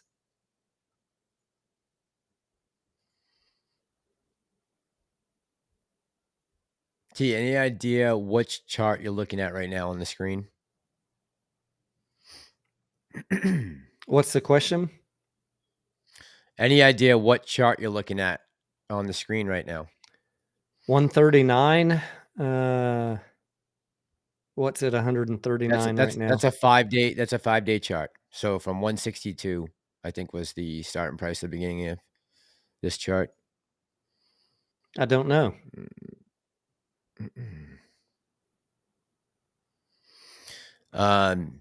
That is Target. Okay. Yeah. Down $20 in 5 days. That's crazy, huh? 9 billion. How did they even calculate those losses so fast? That's fascinating to me. How did they know? Wasn't that a fall of market cap? Yeah. Yeah. Oh, yeah. That's right. That's all it was. That's right. That's right. You're right. Not lost sales, just a fall of market That's cap. Right. That's right. That's just the market cap. Yeah, you're right. Crazy though, huh? In a week, man, that's wild. Someone said in the chat that's dumb analysis. I don't know if they were talking about my analysis of why I would buy a future AMC share 1/3 cheaper than the other one. What's your analysis? If you could go buy a Toyota Corolla at this dealership for $16,000 or buy the exact same car over there for $46,400 and it's the exact same thing. If you're thinking that my analysis that buying the $16,000 Corolla is dumb, I don't really know what else to say. It's the same in 60 days. Again, guys, keep in mind, I'm 99% sure, in my opinion, in my world, that the reverse split is going through. If you don't agree, then do your own thing, but you're asking us questions we're answering. So just be respectful. If you ask the question, you're going to get our answer, our honest answer. And if you don't like it, just, or if you have a different opinion and you have a different scenario or way playing out, explain why you disagree. Don't just say that's dumb. Explain. Right. I mean, that sounds like something they'd say at Portland State College, honestly. That's incoming freshman would say. Just Another Ape says, why is short interest on AMC dropping, Massalorian? Maybe because they think that this next earnings report is going to be pretty good, that they see that the movies are doing well, that retail hasn't bowed out yet. Many reasons it could be. Sensor price, hold on. Billy87 says a RS is not guaranteed to have. No, definitely not. It's not guaranteed. But just from the votes that came back, Billy, right? Based off that and everything we've seen transpire up to this point down in Allegheny, it's possible that it's probably still going to go through, right? Just because of the large percentage of yes votes that they got. I mean, it was, high 80 percentile. So, but it's not a done deal, right? Not a done deal. A man forever changed. Got it, Target. He did. Only the float says, if you believe banks are strong and resilient, I have a bridge out when I saw you. I hope they're not holding a lot of CMBSs. That's all I hope. Hope my bank isn't. Did you guys hear about a settlement letter instead of a postcard? I didn't receive either. Regular potato ass. Yeah, we saw email too, right? Email or postcard, both were allowable in the judge's order published on May 1st. Larry says, Mass, I feel you. I went back to work 2 months ago. Yeah, Larry. Oh, Lazy Bones, not Larry. Sorry. Lazy Bones. Yeah, man. It was, it was a decision I had to make, and I didn't know what the future held. So I tried to take the smartest route and make sure that I had steady income coming in. And also because of that stock option, for me, that was the, cherry on top. The stock is down. It's a blue chip. Home Depot ain't going nowhere. It's not something you can deliver. You can't deliver Home Depot products to people. I mean, maybe someday you'll be able to, but they're still going to need all the retail space to hold all of the stock. So no matter what, that company is solid going forward. Yeah, even though they said this is gonna be their first year, they could have a down year in like 20 in a row, I think. Of course. Edward says, what if the reverse split does not happen? I mean, the likelihood of that happen, Edward, in my honest opinion, is very small. The plaintiff and the defendant have agreed on a settlement, and the court is most likely to approve a settlement once the two parties have agreed on it, unless somebody comes up with some evidence that gets the judge's attention. Now, could that happen? Sure, it could happen. I'm just telling you, in my analysis, I don't think it's going to happen, because I've read through all the law and I've read through all AMC's filings and how they did it, and it looks like everything was legally done. Was it kind of slimy? Yeah, I think we all agree on that, but it was not illegal. The attorneys signed off on it. The SEC signed off on it. The Delaware, whoever, the Secretary of State of Delaware signed off on it. It's a stretch to say it's illegal, but that's what the whole case is about. And the plaintiffs already said, we're giving up on that and we're going to settle. So I think you should pay attention to that, and not some pro se random people on Twitter who think that they know better than professional Delaware corporate attorneys. Just my take on it. Just my take. Do you know why Michelle got mad? Do you know why she left? Because she said that my analysis of why Johnny off the street should buy Ape, she didn't like it. Oh, okay. Look, guys, I mean, either way, you're a shareholder of the company, and in my opinion, in about 60 days, if you bought 100 Ape or 100 AMC, you're going to have the same amount of shares, but you're going to pay 3x for one of those. Yeah. Gorilla Gardner says, Mass regarding Target Media will pump what sells advertising. Absolutely. On the other hand, the people have had enough of the BS, at least I hope. Yeah, there's no doubt about it. Listen, you don't have an emergency call like that and then completely change around your whole store floor plan in a day because you're not afraid of backlash. Just look at the facts, right? And that's not just something happening in the deep south. It's happening up here. I just went today to double check and make sure. Yeah, it's gone. It's in the back of the store now. Oh, man, I wanted to play the clip for you. Maybe I can still play it. Hold on. Fuck, I'm nervous, though. You can always reboot if some shit happens. If it boinks your audio. Fuck. I don't want to do that. All right, hold on. Let me see if I can pull it up. All right, give me 1 sec, guys. I'm gonna just run over to Twitter. 1 second. See if I can find.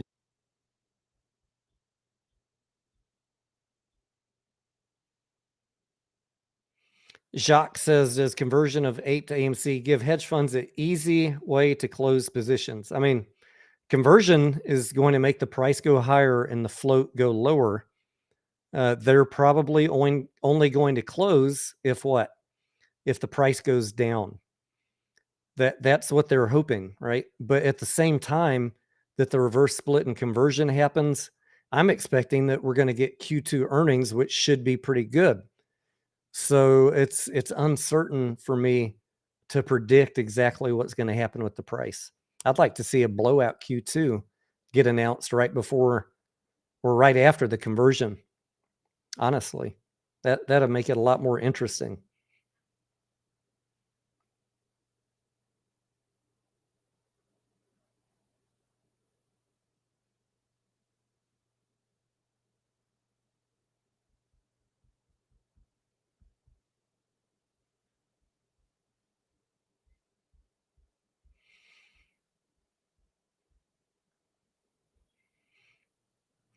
For folks that look, I'll give you a ticker symbol to pull up right now. If you're sitting at your computer, pull up the ticker symbol EDU. They just did a 1-for-10 reverse split. Stock went from $4 or $5 up to $40. Why? Why, you ask? Why did it increase 5-10x? Because after they did their 1-for-10 reverse split, they improved what? Their fundamentals. They started making money, and they had back-to-back quarters after the reverse split of profit. Whereas before that, they were losing money, which is why they were getting knocked down. There's plenty of examples I could give you of companies that went up after a reverse split, but only if they fix their fundamentals, which is why that's what I'm talking about with you for AMC, the criticality of improving the fundamentals. 99% of companies that are about to be delisted and doing reverse splits, they don't have a prayer's chance in hell of fixing their fundamentals.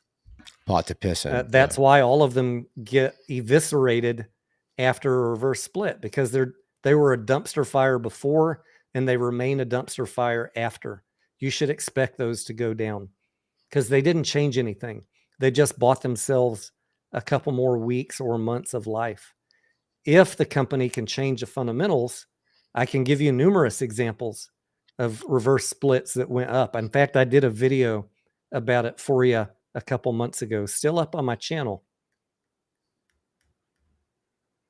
Is that when you estimated 2.7 billion revenue this quarter, Q2? I'm estimating, yeah, that's a separate video, Mass. That one was a week or so ago that we're going to do, hopefully around 2.8 billion for this quarter. If we do 3 or 3.3 billion domestic box office this quarter, which is going to be tough now because we're running out of weeks. Yeah. But we'll have a blowout quarter, but I don't know that we're going to get that high. So I think 2.8 is in the realm of reasonability. Yeah. And unfortunately, this Indiana Jones, news is a little disheartening because I thought we'd get a little kick from that right at the end of the quarter. And now we might not. Well, we still might. We'll see. Don't always believe what you read in the media. Speaking of which, Gorilla Gardner said, mass regarding the target, media will pump what sells advertising. On the other hand, people who have had enough of the BS, at least I hope. All right, so I want to play a skip for you guys real quick. And I don't know how to feel about it. Like I don't know if this person, if I should feel bad for them because they're demented, or if I should feel bad for the kid, or both. I don't know. You guys tell me what you think. Hold on, I'm gonna put it up.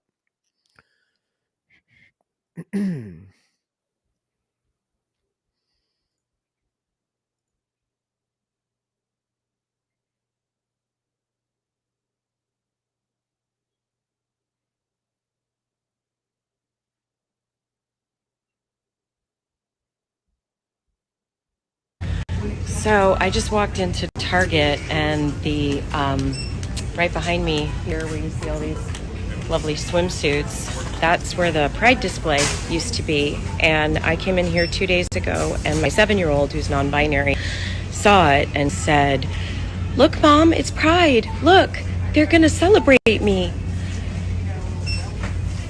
And because some people complained and threw some stuff to the ground, or I don't know what happened, they have moved the Pride section to the back of the store.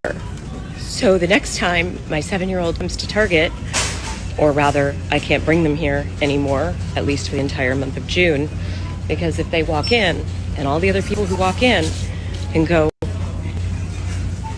where'd it go, are going to realize that they are being successful in trying to erase them. We could do so much better than this. We're not supposed to negotiate with care. We can do so much better than this. So, Massalorian, I can't go to Target anymore either. They're fucking discriminating against me because the men's clothes are at the back of the store. Fuck Target. I'm not, I can't, I don't feel safe going in there. And sporting goods for sports enthusiasts, they're scared to go in Target. I mean, they move that shit to the back of the store. Yeah. I don't know. First of all, your 7-year-old's did he tell you who his non-binary when? Last week? Like right before he saw signs for Pride Week? Or when did he explain to you he was non-binary? I'm just curious, because for 6,000 years, 7-year-olds never used that word until 2023, right? So I don't know if I feel bad for him, her, both of them. Target. I don't know who I'm out. I don't know who I'm mad at. You know, because I don't want little kids get their feelings hurt, but maybe the mom needs a reality check to say, wait a minute, maybe I'm doing something wrong. Maybe if Target is pulling this shit out of the front, maybe I need to rethink what my son really is, and if this is really something I want to be pushing on him. You know, they're going to recognize you with a closed section at Target for a 7-year-old said that. Why do I find that hard to believe? I don't know. Let me know, chat, what you guys think.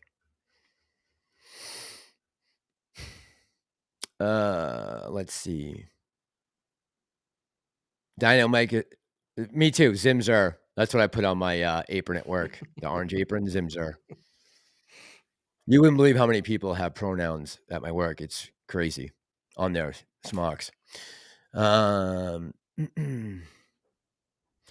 Falana. Yeah, that's another thing, right? Like she's on there now and she's going to get, you know, TikTok and all kinds of bullshit and people reaching out saying, you know, we support you. It's like the thing that happened in New York the other day with the lady in the bike. The young scholars there that wanted to, that said that their bike, which crazy, that 6-month-old pregnant lady went up to a group of, young scholars and tried to steal a bike from them. I don't understand what she was thinking, but they have a GoFundMe started for $130,000. They've already raised like 40 grand. Like you guys are getting played big time. I don't know what else to say about that.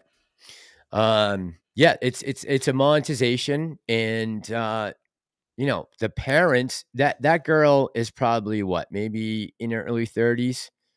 Probably went to some wacko school that told her that all these things. I mean, you can't even get a fucking tattoo until you're 16.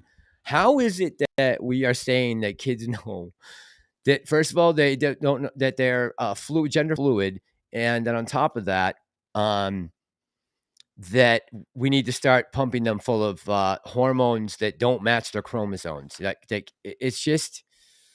It's crazy to me that they're doing some of this stuff. I'm really flabbergasted, but the business side of this, you know, their Target's looking at it and saying, this is the next generation. And that's who we have to start catering to, right? Because as you can see, a lot of the people who got mad about this are older, right? They're not the younger crowd. Although a lot of the girls I saw talking about it that were upset were younger, which was surprising to me. Like a lot of the TikTokers and, the clips I put in the video from last week, which no one saw, 600 views on that video.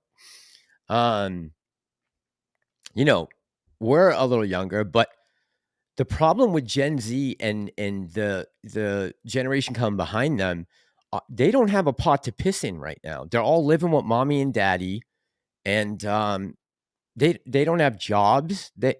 Like every one of these people is out here they can't have all this time to protest and do this nonsense if they were working full time. So to me, it's just the noise of unemployment, on a constant basis that we're getting from the younger generation right now. And I understand there's pushback in that, history has shown that, certain generations come up and change a lot of the political dynamics, across across the world. But this seems like a fight that they're going to lose. I think. I just, at the end of the day, I think the biggest thing pushing this is really the ESG scores. Like, they want to get those good scores, right? Because banks are more willing to lend them money. People are gonna want to, put them in their funds and support them because they think they're doing the right thing. So that whole thing that's crept in, the ESG, and the fact that they're using the economic part of it as a Trojan horse. I mean, that's just what it is for really the social implementation. It's not really about any of the business model stuff. It's not, right? They've kind of Trojan horse that in with they've switched out the economic. Like we talked about a while back, Tony, with Chevron, right? Exxon, one of the highest ESG scores you can have, right? They're a fossil fuel company. So you say, how is that possible?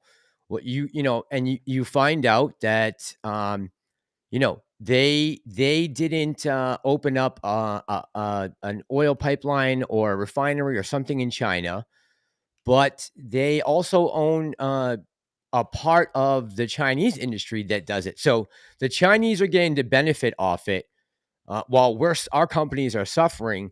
But they're also using it as a Trojan horse, which I think is, and I think the political presidential candidate there, Vivek Ramaswamy, that's how you say his name.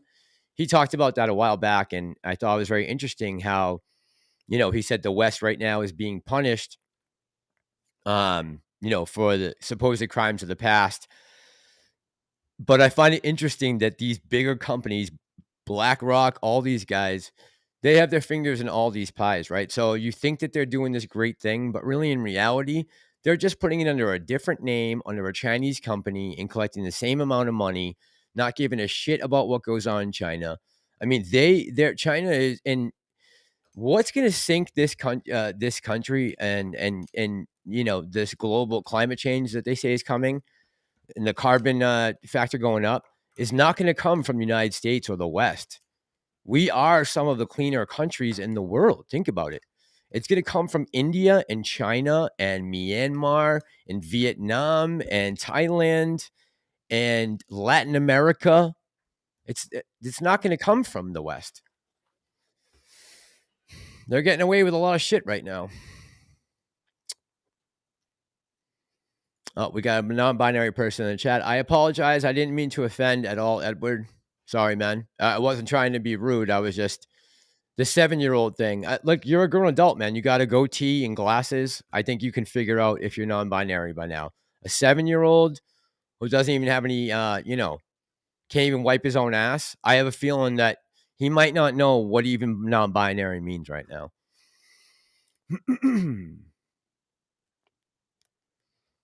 Dennis Phillip, says, go ahead, Philip. Philip said the store should not be intimidated into what merchandise they're allowed to carry. And I agree with you, Philip. I mean, I agree with that same sentiment when Chick-fil-A was being kicked off of college campuses.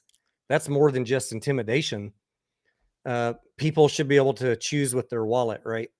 You shouldn't have governments or universities saying you can't even fucking be here because of your corporate beliefs. And I think that Budweiser or Target can do whatever they want. And if they really believe in that, then they will live or die by the consequences. And people have the right to complain, and the people have the right to not shop there. But it's the corporation's choice whether they're going to be intimidated. Look, Target's in a tough business in an inflationary market. They read the room, and obviously they were seeing sales go down, and they've been watching Budweiser, and they made a money dollars and cents choice to cave to the social pressure. But at least you didn't have cities kicking them out of the city, like what happened with Chick-fil-A. That's just the society we live in. People are going to complain about shit. The company can either double down into it and say, like Chick-fil-A, we're not changing, or they can cave, and you'll see if they really had conviction. Volvox Cranium says, grow the fuck up and stop playing pretend God. Damn, Mass, don't bend to these retards. They have no rights to police your language on your own stream. No, I know, but I'm not trying to hurt anyone's feelings, right, man? If someone in here legitimately thinks they're non-binary, who am I to say? I don't think a 7-year-old or that lady's son knows what the fuck he's talking about, right? And she clearly doesn't either, because she's going along with this shit. It's like the lady from Disney there saying, I have a 6-year-old pansexual and a 9-year-old non-binary. So we're going to start putting this in our movies. It's like, really? What's wrong with you? I got to ask. You don't have any of these issues, but both your kids have them. That's wild. Before they're even 10 years old, but you and your husband are all set. You guys are good. Dan says, Mash, you are correct. In climate change, India and China are the ones to point the finger at. In London, you will have to pay $12.50 per day to drive your car. Yeah, man. I mean, and then what they're doing to the farmers in the Netherlands, tell them they have to reduce their carbon emissions by 25%, kill 20% of their cattle. Thank God they're doing it the right way over in the Netherlands, right? They are voting in people from their party to make sure that the king of the Netherlands and the PM and everyone that meets at Bilderberg every year, that they're not going to get to totally take out their farms, right? So good for the Netherlands for going in and voting these people out and putting people that you want to run your government in. Again, and going back to that conversation I had with the city councilor today, the Democrat at work, I'll stop there. That's enough. That's enough. I'll go off on a tangent. Mass, let's change the subject. You know why I'm wearing this hat and glasses? Why? Because Antstrades says we're gapping up on Tuesday. I know, that's true. The algo's going to repeat. The weekends. The algo's going to repeat. I've never been wrong. Hold my nuts. Fuck. He never been wrong. Thank God. Thank God I didn't buy those options for I'm excited, you guys. I already put a deposit down on a Lamborghini based on his advice. Woo! Scarlett is excited. We're planning the vacation. We already made reservations in Vegas. Andrew says, Mass, that woman is an actress on a TV show. That video was already debunked as BS. Well, shame on her for going out and making the whole community of LGBTQIA look like a bunch of fucking idiots. So good job, lady actress. Just keep pouring it on, Hollywood.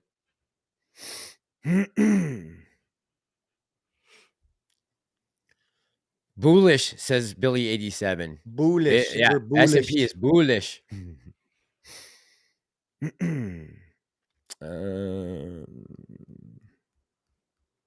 Mediocre says, buy the dip Tuesday morning.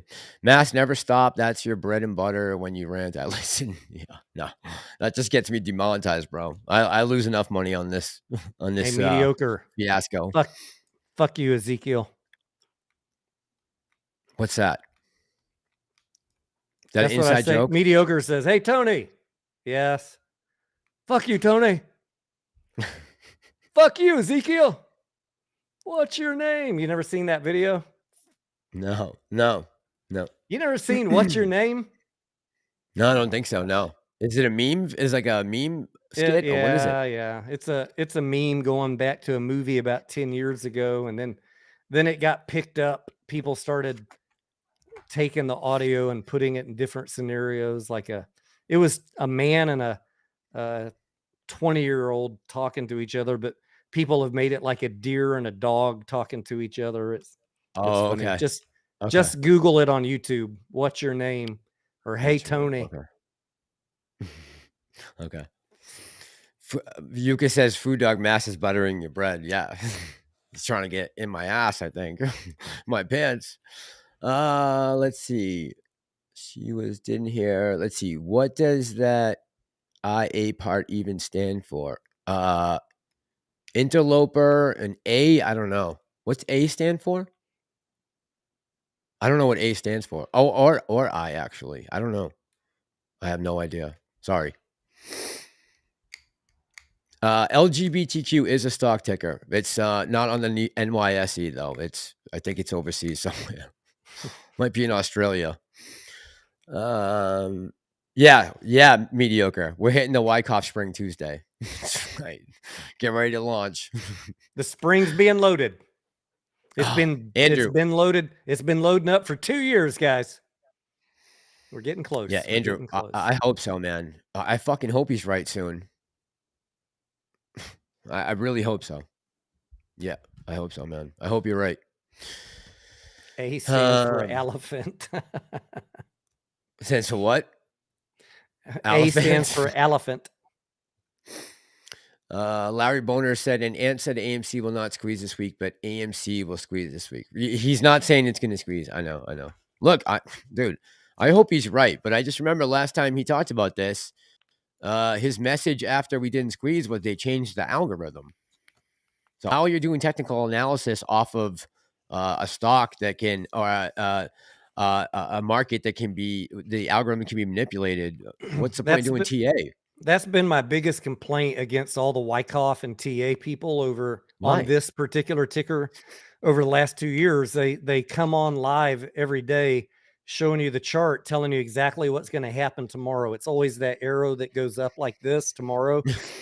But if it doesn't work out, the next day they come back and say, well, they slowed the algorithm or they changed the algorithm. All right, if they can do that, why are you even bothering to predict the algorithm? TA. It just makes no sense. No sense. None. But it gets a lot of views. It's clickbait. It's all clickbait. TA is good, right? On a regularly trading on a stock. regular play. Yeah, absolutely. Yep. Yeah, you can predict, you can speculate with TA. You can go back and look at patterns. You can see highs and lows. I mean, you can do that. But with AMC, think of all the shit going on with AMC, guys. It's way too volatile to try to put a timestamp on anything with it. I mean, did anyone think you can use it for intraday analysis also, right? Sure. Yep. Figuring points of resistance and support. Yep, it's got its uses. Yeah. Just keep it out of the meme stocks because it hasn't worked out well for everyone who said and called out a date. I can go back and show you hundreds of messages in the chat of people who lost all their options. All of these calls that they had set up, none of them printed, man. And it's a shame. I hate seeing people lose money, especially after all they've taken from us,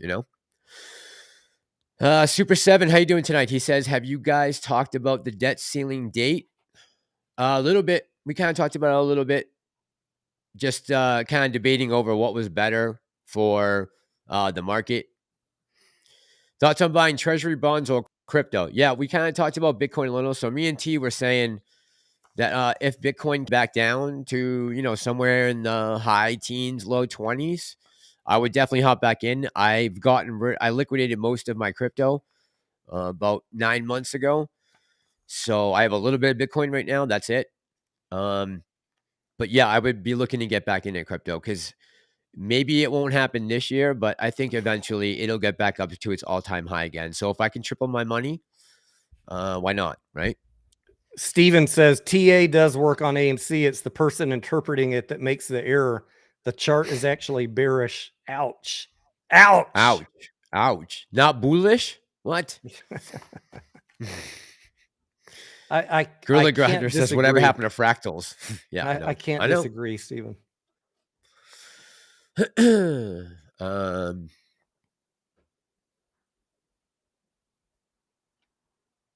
I heard there are 2 types of default. Is that true? Says Hakan Berglund.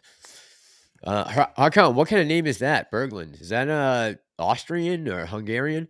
I hear there are 2 types of default. Is that true? 2 types of default? I'm not sure. You know anything about that, T? I've never heard that. I don't know. I don't know the answer to that.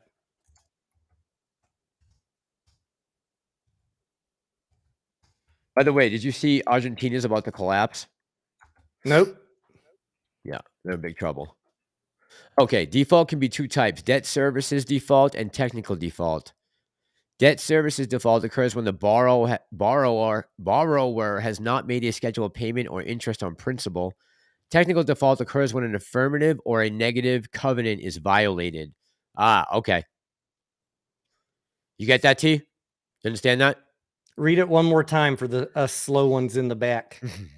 So two types: debt services default and technical default. Debt services default occurs when the borrower, what the fuck's wrong with me, has not made a scheduled payment or interest or principal.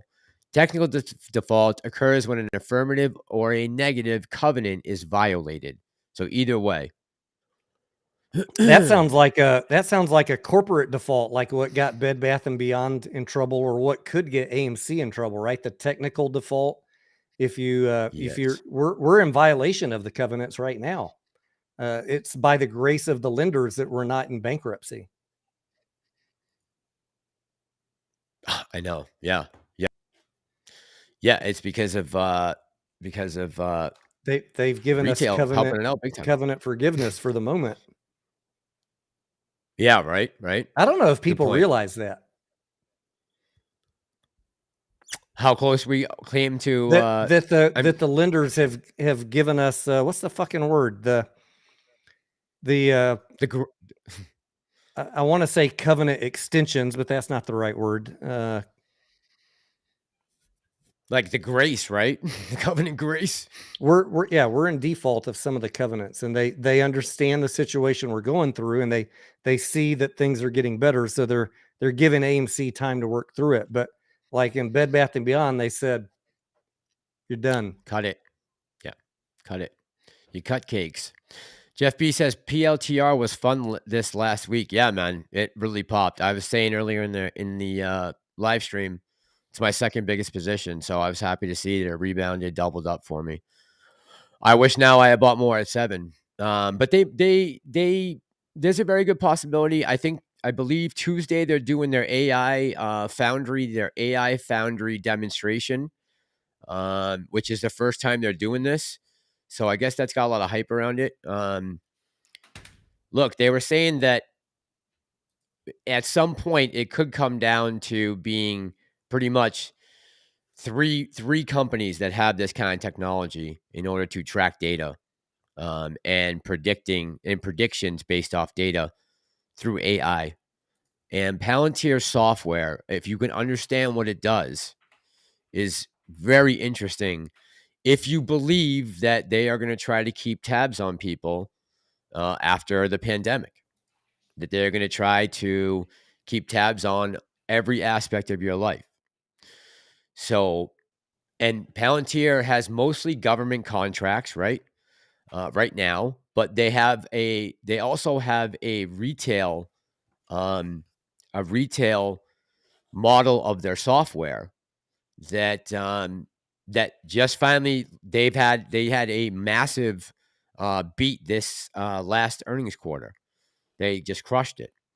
So just something to keep your eye on, right? I wouldn't necessarily say I get in right now at 13. It could head back to 18 or 20, but I would say wait a little bit and see if it comes back down over the next couple, because there's a lot of hype right now, right? So there's a good chance that it's going to come back down a bit. And if it does, I will load up again. King Kind says Palantir. It's we are on our 12th amendment. That's the word I was trying to think of. 12th amendment to the credit agreement, where the lenders have agreed to extend the suspension period. Okay. So, got it. I mean, there was a time where we were not in default of any of the covenants, but now we have been, and we're on our 12th amendment, where they keep on saying, yeah, we'll give you a little more time. It's like kicking the can, right? Yeah. And there's also a $100 million minimum liquidity. If we fall under 100 million in cash, then that is also a default. Got it. Hakan says, Miss, I'm Swedish. Hakan, I'm actually go with he, him, if you don't mind. Oh, then he changed it to mass. Got it. Swedish. Good night, mediocre. Thank you. Euchre, I'll talk to you, bro. I'll give you a ring. King Kai says PLTR $13 calls, bank 500% in one day. Look at the chart. Palantir about to squeeze. Less than a month back to 20. Yeah, I did see that their short interest is extremely high right now. They're like one of the heaviest, shortest companies in the market. I think they're number 2, something like that. That I saw recently. But again, it's always the news, right? That's driving the their earnings just came back and this AI thing. So there's a good chance that it could come back down again. But if it squeezes, I should do very nicely. I hope you're right, King Kaz. I haven't sold any of my PLTR. Let's see. Kryptonian says 18 years in this industry will have. Yeah, I know, man. They just finally crushed earnings, right? It's taken them a while, but they've been working with the U.S. government and the World Economic Forum and Bilderberg. So they've been developing this. They've been honing in this technology for, like you said, the last 18 years, right? They haven't sold a ton of contracts. I'm talking about the future here, Kryptonian. I'm not talking about buy calls for next week. I'm talking about, there could be $100 stock in the next 2 to 3 years. So if you can pick it up at $10 and 10 times your money in 2 years, it's may not bad little investment. Yeah, Haken is always welcome here, man. We love our Swedish brothers and sisters. Absolutely. Kryptonian says, love PLTR, my big retirement play. Yeah, I mean, yeah, AMC was my short squeeze play, right? And PLTR is my long-term play, especially at this price where it just fell down to. I mean, no doubt about it. It could go back up to 30 in the next couple of weeks. It depends how this demonstration goes and a whole bunch of things, right? Nobzilla says, I'm easy to miss. I'm great at hiding in plain sight. Can't wait for the FedEx. Nobzilla, sorry if I missed you, man. Yeah, just another rate. Palantir has a massive float. Yep, for sure. Yep, it has a big float. I'm not sure what it is right now, but let me see. PLTR float.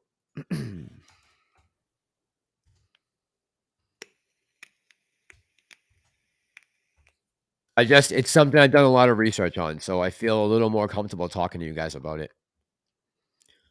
Public float, yeah, 1.76 billion shares. Yeah, huge float. Yeah, compared to AMC, massive. Yes, sir. You got it. All right, T. It's about 10 minutes to 2 right now. I'm so wiped, man. I had a 12-hour day today. In between. Well, I appreciate you taking some time to come hang out with us tonight.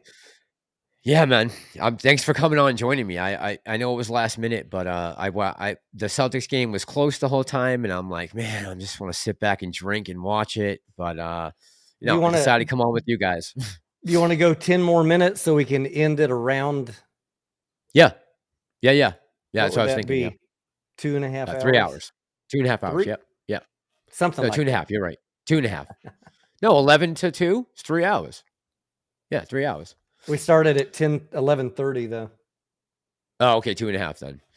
Gorilla Guy says, Matt, sorry if you've already talked about MVIS, but did you see that action? You think it will continue or just light news? Shit, Gorilla, I didn't even know. I was wrapped up with PLTR the last couple of days. I didn't see MVIS. I don't have that big of a position in MVIS. Let me take a look though. I'm looking at the Palantir stock forecast from analysts. Yeah. The average forecast is for $8.71. And it's at 13 right now. Just double. Yeah. That's what I'm saying. I have no doubt that it's going to come back. The high is 15 and the low is $4.50. That's quite a range. But you got no breathing room at $13 a share right now. Yeah. You're up against it. Let's see. MVIS up 10% in the last 5 days. Oh, wow. They've really been on a climb though, huh? Jesus, I didn't, guys, this is the problem sometimes. Like in my Webull account, I have some of these stocks that I can't stand looking at my Webull account. I can't.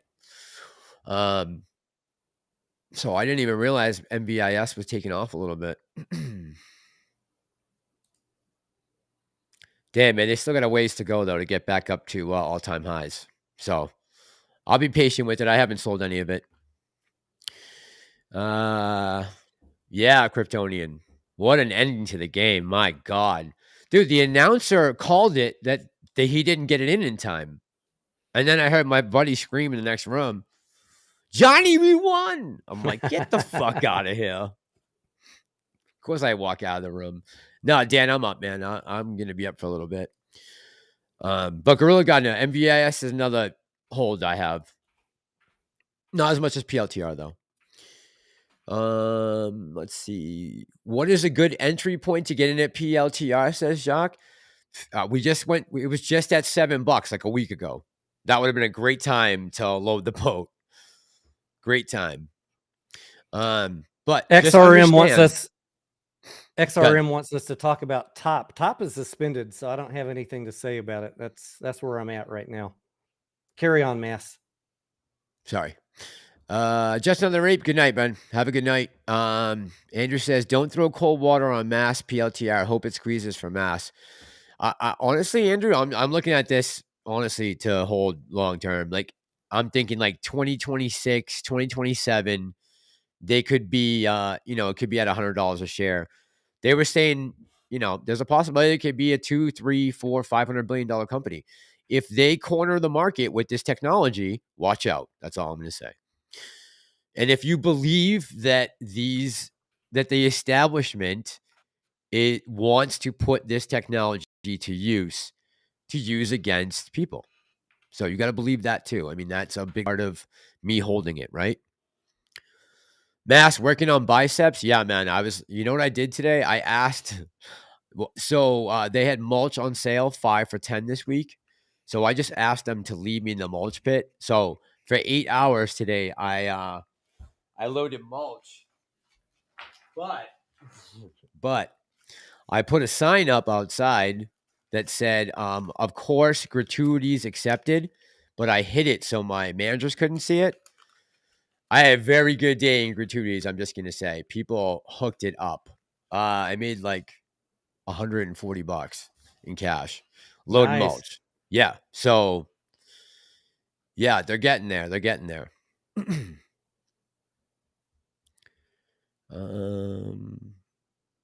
Only the Float says, I'm not they or them, but I go by YouTube extraordinaire, bad as a motherfudger from LA. Nice.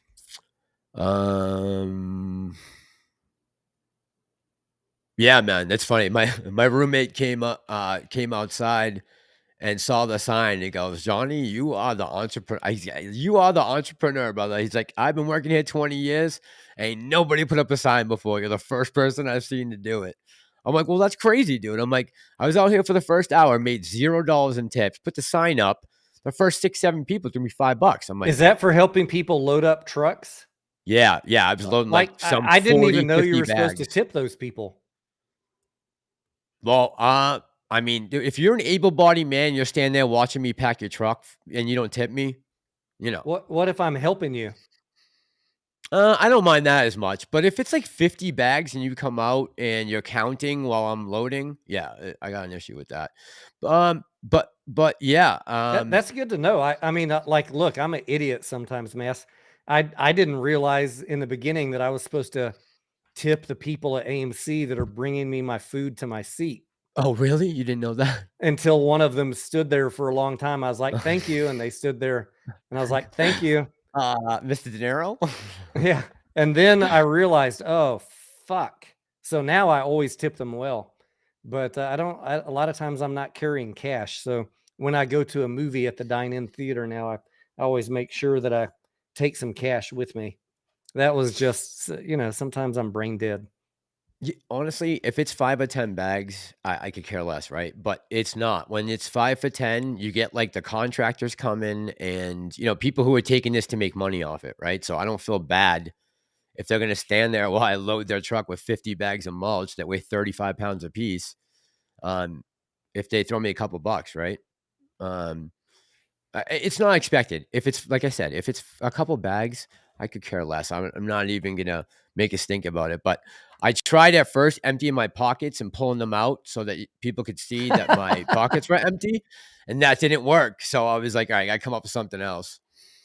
But it was pretty funny. My roommate's already goes, man, I've been here 20 years. Ain't nobody had the balls to put up a sign. I was like, listen, bro.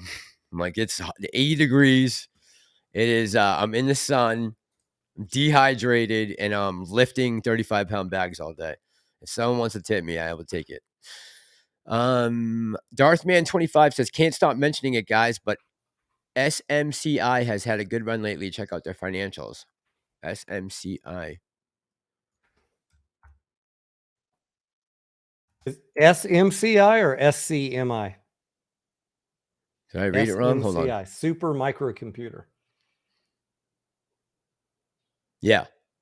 219 today. Yeah, they did have a nice run up starting in May 25th, didn't they? We missed that. I wouldn't jump on that train right now. Yeah, they better run. What happened with them? Must be earnings, right? Super microcomputer up to 55. There's got to be something I'm not seeing. I mean, I'm just looking at it real quick. The quarterly earnings was lower than the past 5 quarters. The earnings per share was half of the past 3 quarters. There must be some other news, like a forecast. Like that's what happened to NVIDIA, right? NVIDIA's numbers weren't stellar. It was their forecast of 11 billion next quarter is why the price ran up. Yeah. So I don't know. I'll look into SMCI. I'm going to need to dig deeper than looking at the financials, obviously, because there's nothing jumping out at me here. Rivok 49 says, how you doing tonight, my friend? What's going on, Rivok? Says, if any person is doing any manual labor task where I don't have to do shit, I'm tipping, even if it's just a couple of bucks, depending on the task. Yeah, you know what happened, Rivok? The first guy that brought me something. So at one point, a guy had 40 bags. He went to Dunks and got me a $5 gift card. And I was like, all right, this is crazy. I can't have people going and buying me gift cards to Dunkin' Donuts. I'm just going to put the sign up so they can throw me a couple bucks and forget about it and get on their way, right? That was really nice of him to do. So shout out to that guy if he's watching.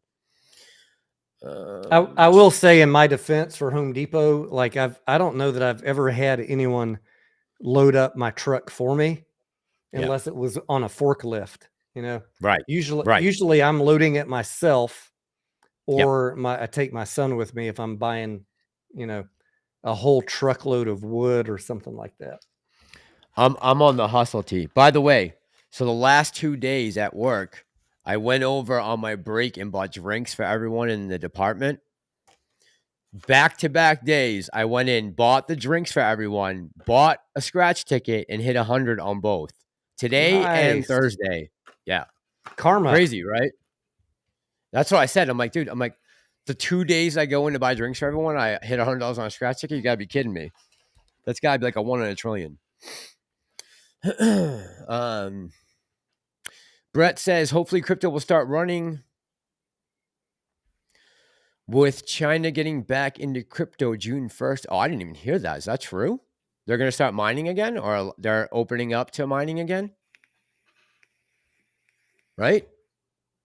Because they were like throwing away their mining computers and stuff, right? I don't know. I'm not following XRP. Oh, is it just XRP? It's not all crypto? He asked, what's your thoughts on XRP? Darren did, if that's the comment you're reading. Oh, no. I have Brett's up. It says, hopefully crypto will start running with China getting back into crypto June 1st. Okay. Sorry. Wrong comment. Dave, have a good night. Yeah, Darren, I honestly don't know jack about XRP. When I saw Lou pumping it, I just completely tuned out. That just went right off my radar, man. So if he's pumping something, it's a good time to get out. Yeah. It didn't sound good. But I honestly don't know enough about it to tell you one way or the other right now. I don't base it off what I just said. That's just a personal thing with me and Lou. Dave, yeah, it's been a good night with you too, man. Thanks for coming by and supporting us. Appreciate it. Dave Spencer says, I usually give them a tip, my phone number. China. Sorry, owning. China. What I miss? I just got home seeing Guardians of the Galaxy and AMC clickety one. How did you like it? I've heard awesome things about it. I've heard it was the best one. Any thoughts on Gorilla Guy says, any thoughts on Iran versus the Taliban today? Conflict? Taliban in Afghanistan is fighting with Iran? Well, that's not a fight I would want if I was the Taliban. Although they did just whip the US's ass and throw us out of there, so anything's possible. Hoops Dad OC, have a good night. Congratulations to your son. Philip, have a good night, man. Lewis the Kramer in a fat suit, Just Juck says. That's right. Fu said, I can't believe I didn't get banned. Fu, I try to keep this chat open. You know that, man. You know that. I tried hard. He didn't insult one of us. He didn't insult one of us good enough. Try harder next time, Fu Dog. We're pretty desensitized, Fu. Yeah, right. When you get it nonstop. When you get attacked nonstop 24/7, you gotta really try hard. Fernie, we're holding too, man. We're holding with you. Vervic says I love GOTG3. I don't know if I'd say it was the best one, but it was fantastic. All right. It was really better than I was expecting. Yeah, everyone heard that. Food Dog, don't call yourself a failure. Come on, man. Cheer up. Cheer up.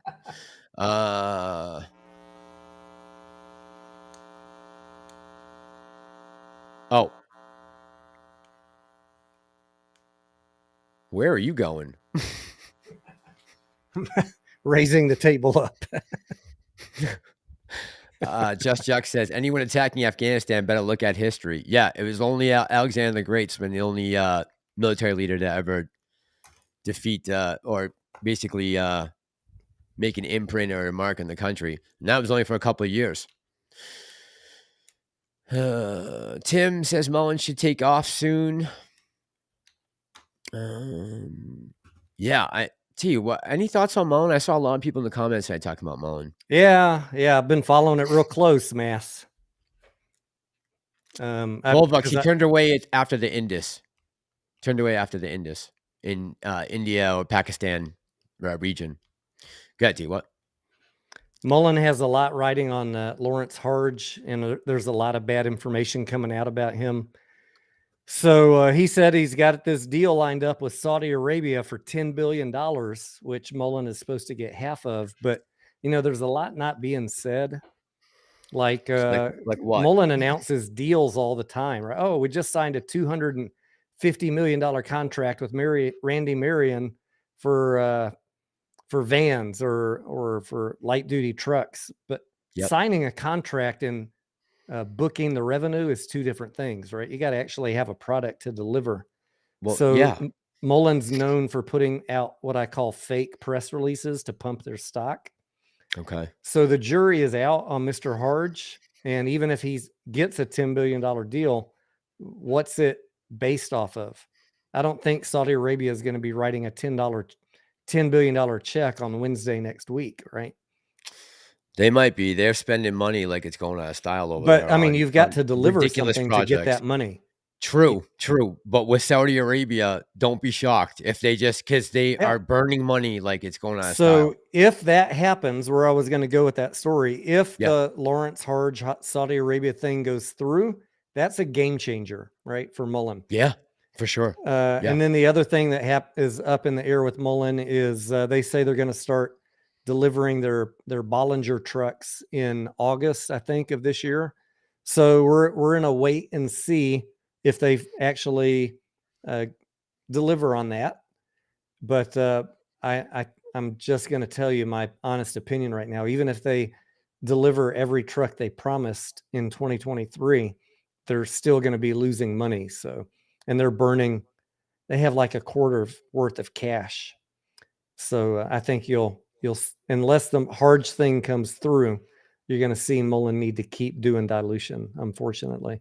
Keep your eyes on that news piece, though. If that happens, just from everything I've watched in the last 3 to 4 months, guys, about Saudi Arabia and their plan for the future, their 2030 agenda with the prince there, Bin Salman, they're blowing money like it's going out of style and investing into this future project because they're, the whole West is turning into, they're afraid to touch oil. So just being blunt though, with Mr. Harjmas, yeah, he had a lawsuit against him for promising an investor the exact same thing a couple of years ago, and he's being sued for $4 million. Okay, same promises. I read the lawsuit. Okay, because he didn't deliver. Right. But so are we talking about, I mean, is it possible they could be getting $5 billion up front and then $5 billion upon delivery? That's a game changer. I have no way of saying how realistic anything that he says is, because he told an investor the same thing a couple of years ago and didn't deliver on any of it, and he's being sued for it. So what happened then? Why is now different? Is Mullen being scammed? Or investors being scammed? I just don't really know. But I wish him a lot of luck. I own about $50 worth of Mullen, which I'm down 50% on. Right. I bought it at a little bit at 25 cents and a little bit at 10 cents. So I knew when I bought that $50 worth that I was probably going to lose all of it, which is why I only bought $50 worth. It was more of a joke than anything. But if the good news is true and something, comes through, then you could seriously see things change. But that's the gamble with Mullen, right? It's a speculative play because they have no income. Right. Elon also said last year that we'd have 50,000 Cybertrucks on the road by August of this year. So, and they can't even deliver on that. So keep your expectations low. Then you won't be disappointed, guys. Yeah, Mullen does have the contract to install that device in the Chevrolet Bolts, right? And they've promised a lot of things, but until it's booked and I see it on an income statement, then I can say, all right, this is legit, this is real. By then, if they release a quarterly earnings where they have a lot of income, you've already probably missed the boat. It's going to run up overnight. That's a problem. But I still think, we how auto manufacturing is. Mass, look at Rivian, look at Polestar. They're making tens of thousands of vehicles, and they're still losing money. So Mullen's going to be in the same boat. We got to be honest with ourselves as Mullen investors. Even when they're producing stuff in the beginning, they're still going to be a money losing company. So chances are you're going to be facing future dilution. Palantir has been doing that for 18 straight years, right? They just finally flipped the script. But there's a little different situation with that, right? They also have government contracts, but a very small amount right now. And the different areas where they can implement their software are almost unlimited, right? And they also have, again, the commercial software, which like Boeing and some of these big companies have already said are saving them hundreds of thousands of dollars by having this software and using it for their companies, right? So they have a product that works, that's proven, and even though they haven't made money in a long time, that doesn't mean that the future isn't bright for them. All I'm saying is there's no rush, I don't think, to get into PLTR right now. If you haven't bought it yet, wait for it to come back down a little more, especially if something happens with the debt ceiling. Imagine you go buy it tomorrow because they're like, oh, Mass is talking about it. And then we don't get a deal on the debt ceiling. The market pulls back 20%. I'm going to catch hell. So just, be smart, guys. That's all. All right, Mass, let's call it. Sounds good. It's 2:10. All right, guys. I just want to say thanks to my mods who were here tonight. Prometheus, Yuka, thank you guys for helping me out in the chat. Did you have any mods tonight, T? It was probably too late. I didn't see any, but if you were there and I missed you, thank you. I see a lot of members of the channel. Thank you for your support, and to all the subscribers and just first-time viewers. Thank you. Thank you for spending the evening with us. I know we're kind of all over the map. That's how the evening live chats are. It's just kind of based off of whatever your questions are. We have a loose agenda on these, and we kind of roll with whatever you guys want to talk about. Yeah, I mean, we went off the rails a little bit tonight, but you know, it's late. It's actually early in the morning on Sunday, and you know, on the weekend sometimes when there's no market, especially there's no market Monday either. I figured we could get into a couple different things tonight, and you know, thank you T for coming on. I wasn't even sure if I was gonna come on tonight, but you know, go T see a sometimes gets movie. me motivated. Everybody go see a movie. Like literally the most important thing you can do right now, even more important than buying the stock, is help improve that income statement. Top line revenue translates to earnings per share. Go see a movie, go buy some concessions if you got an AMC in your area. Yeah. And you guys mind on your way out, if you remember to hit the like button, that's great. You know, if not, no biggie. It never happens on my channel anyways. All right, guys. Thank you so much. Honestly, none of this happens without having an audience to talk to. So don't ever forget that. You guys are just as important when it comes to these live streams, right? Yeah. Haken, good morning from Sweden. Yeah, Mike, all you guys have a great weekend. Enjoy your holiday. I'm not sure if we'll be back for another live before Tuesday, but do keep your eyes out for my video tomorrow. Hopefully you guys will like Buenas it. noches, guten Nacht. Love you guys. Have a great night. We'll see you on the next one. What's that? What's that? Russian for goodbye. Got it. Yeah, guys, have a great night. We'll see you soon.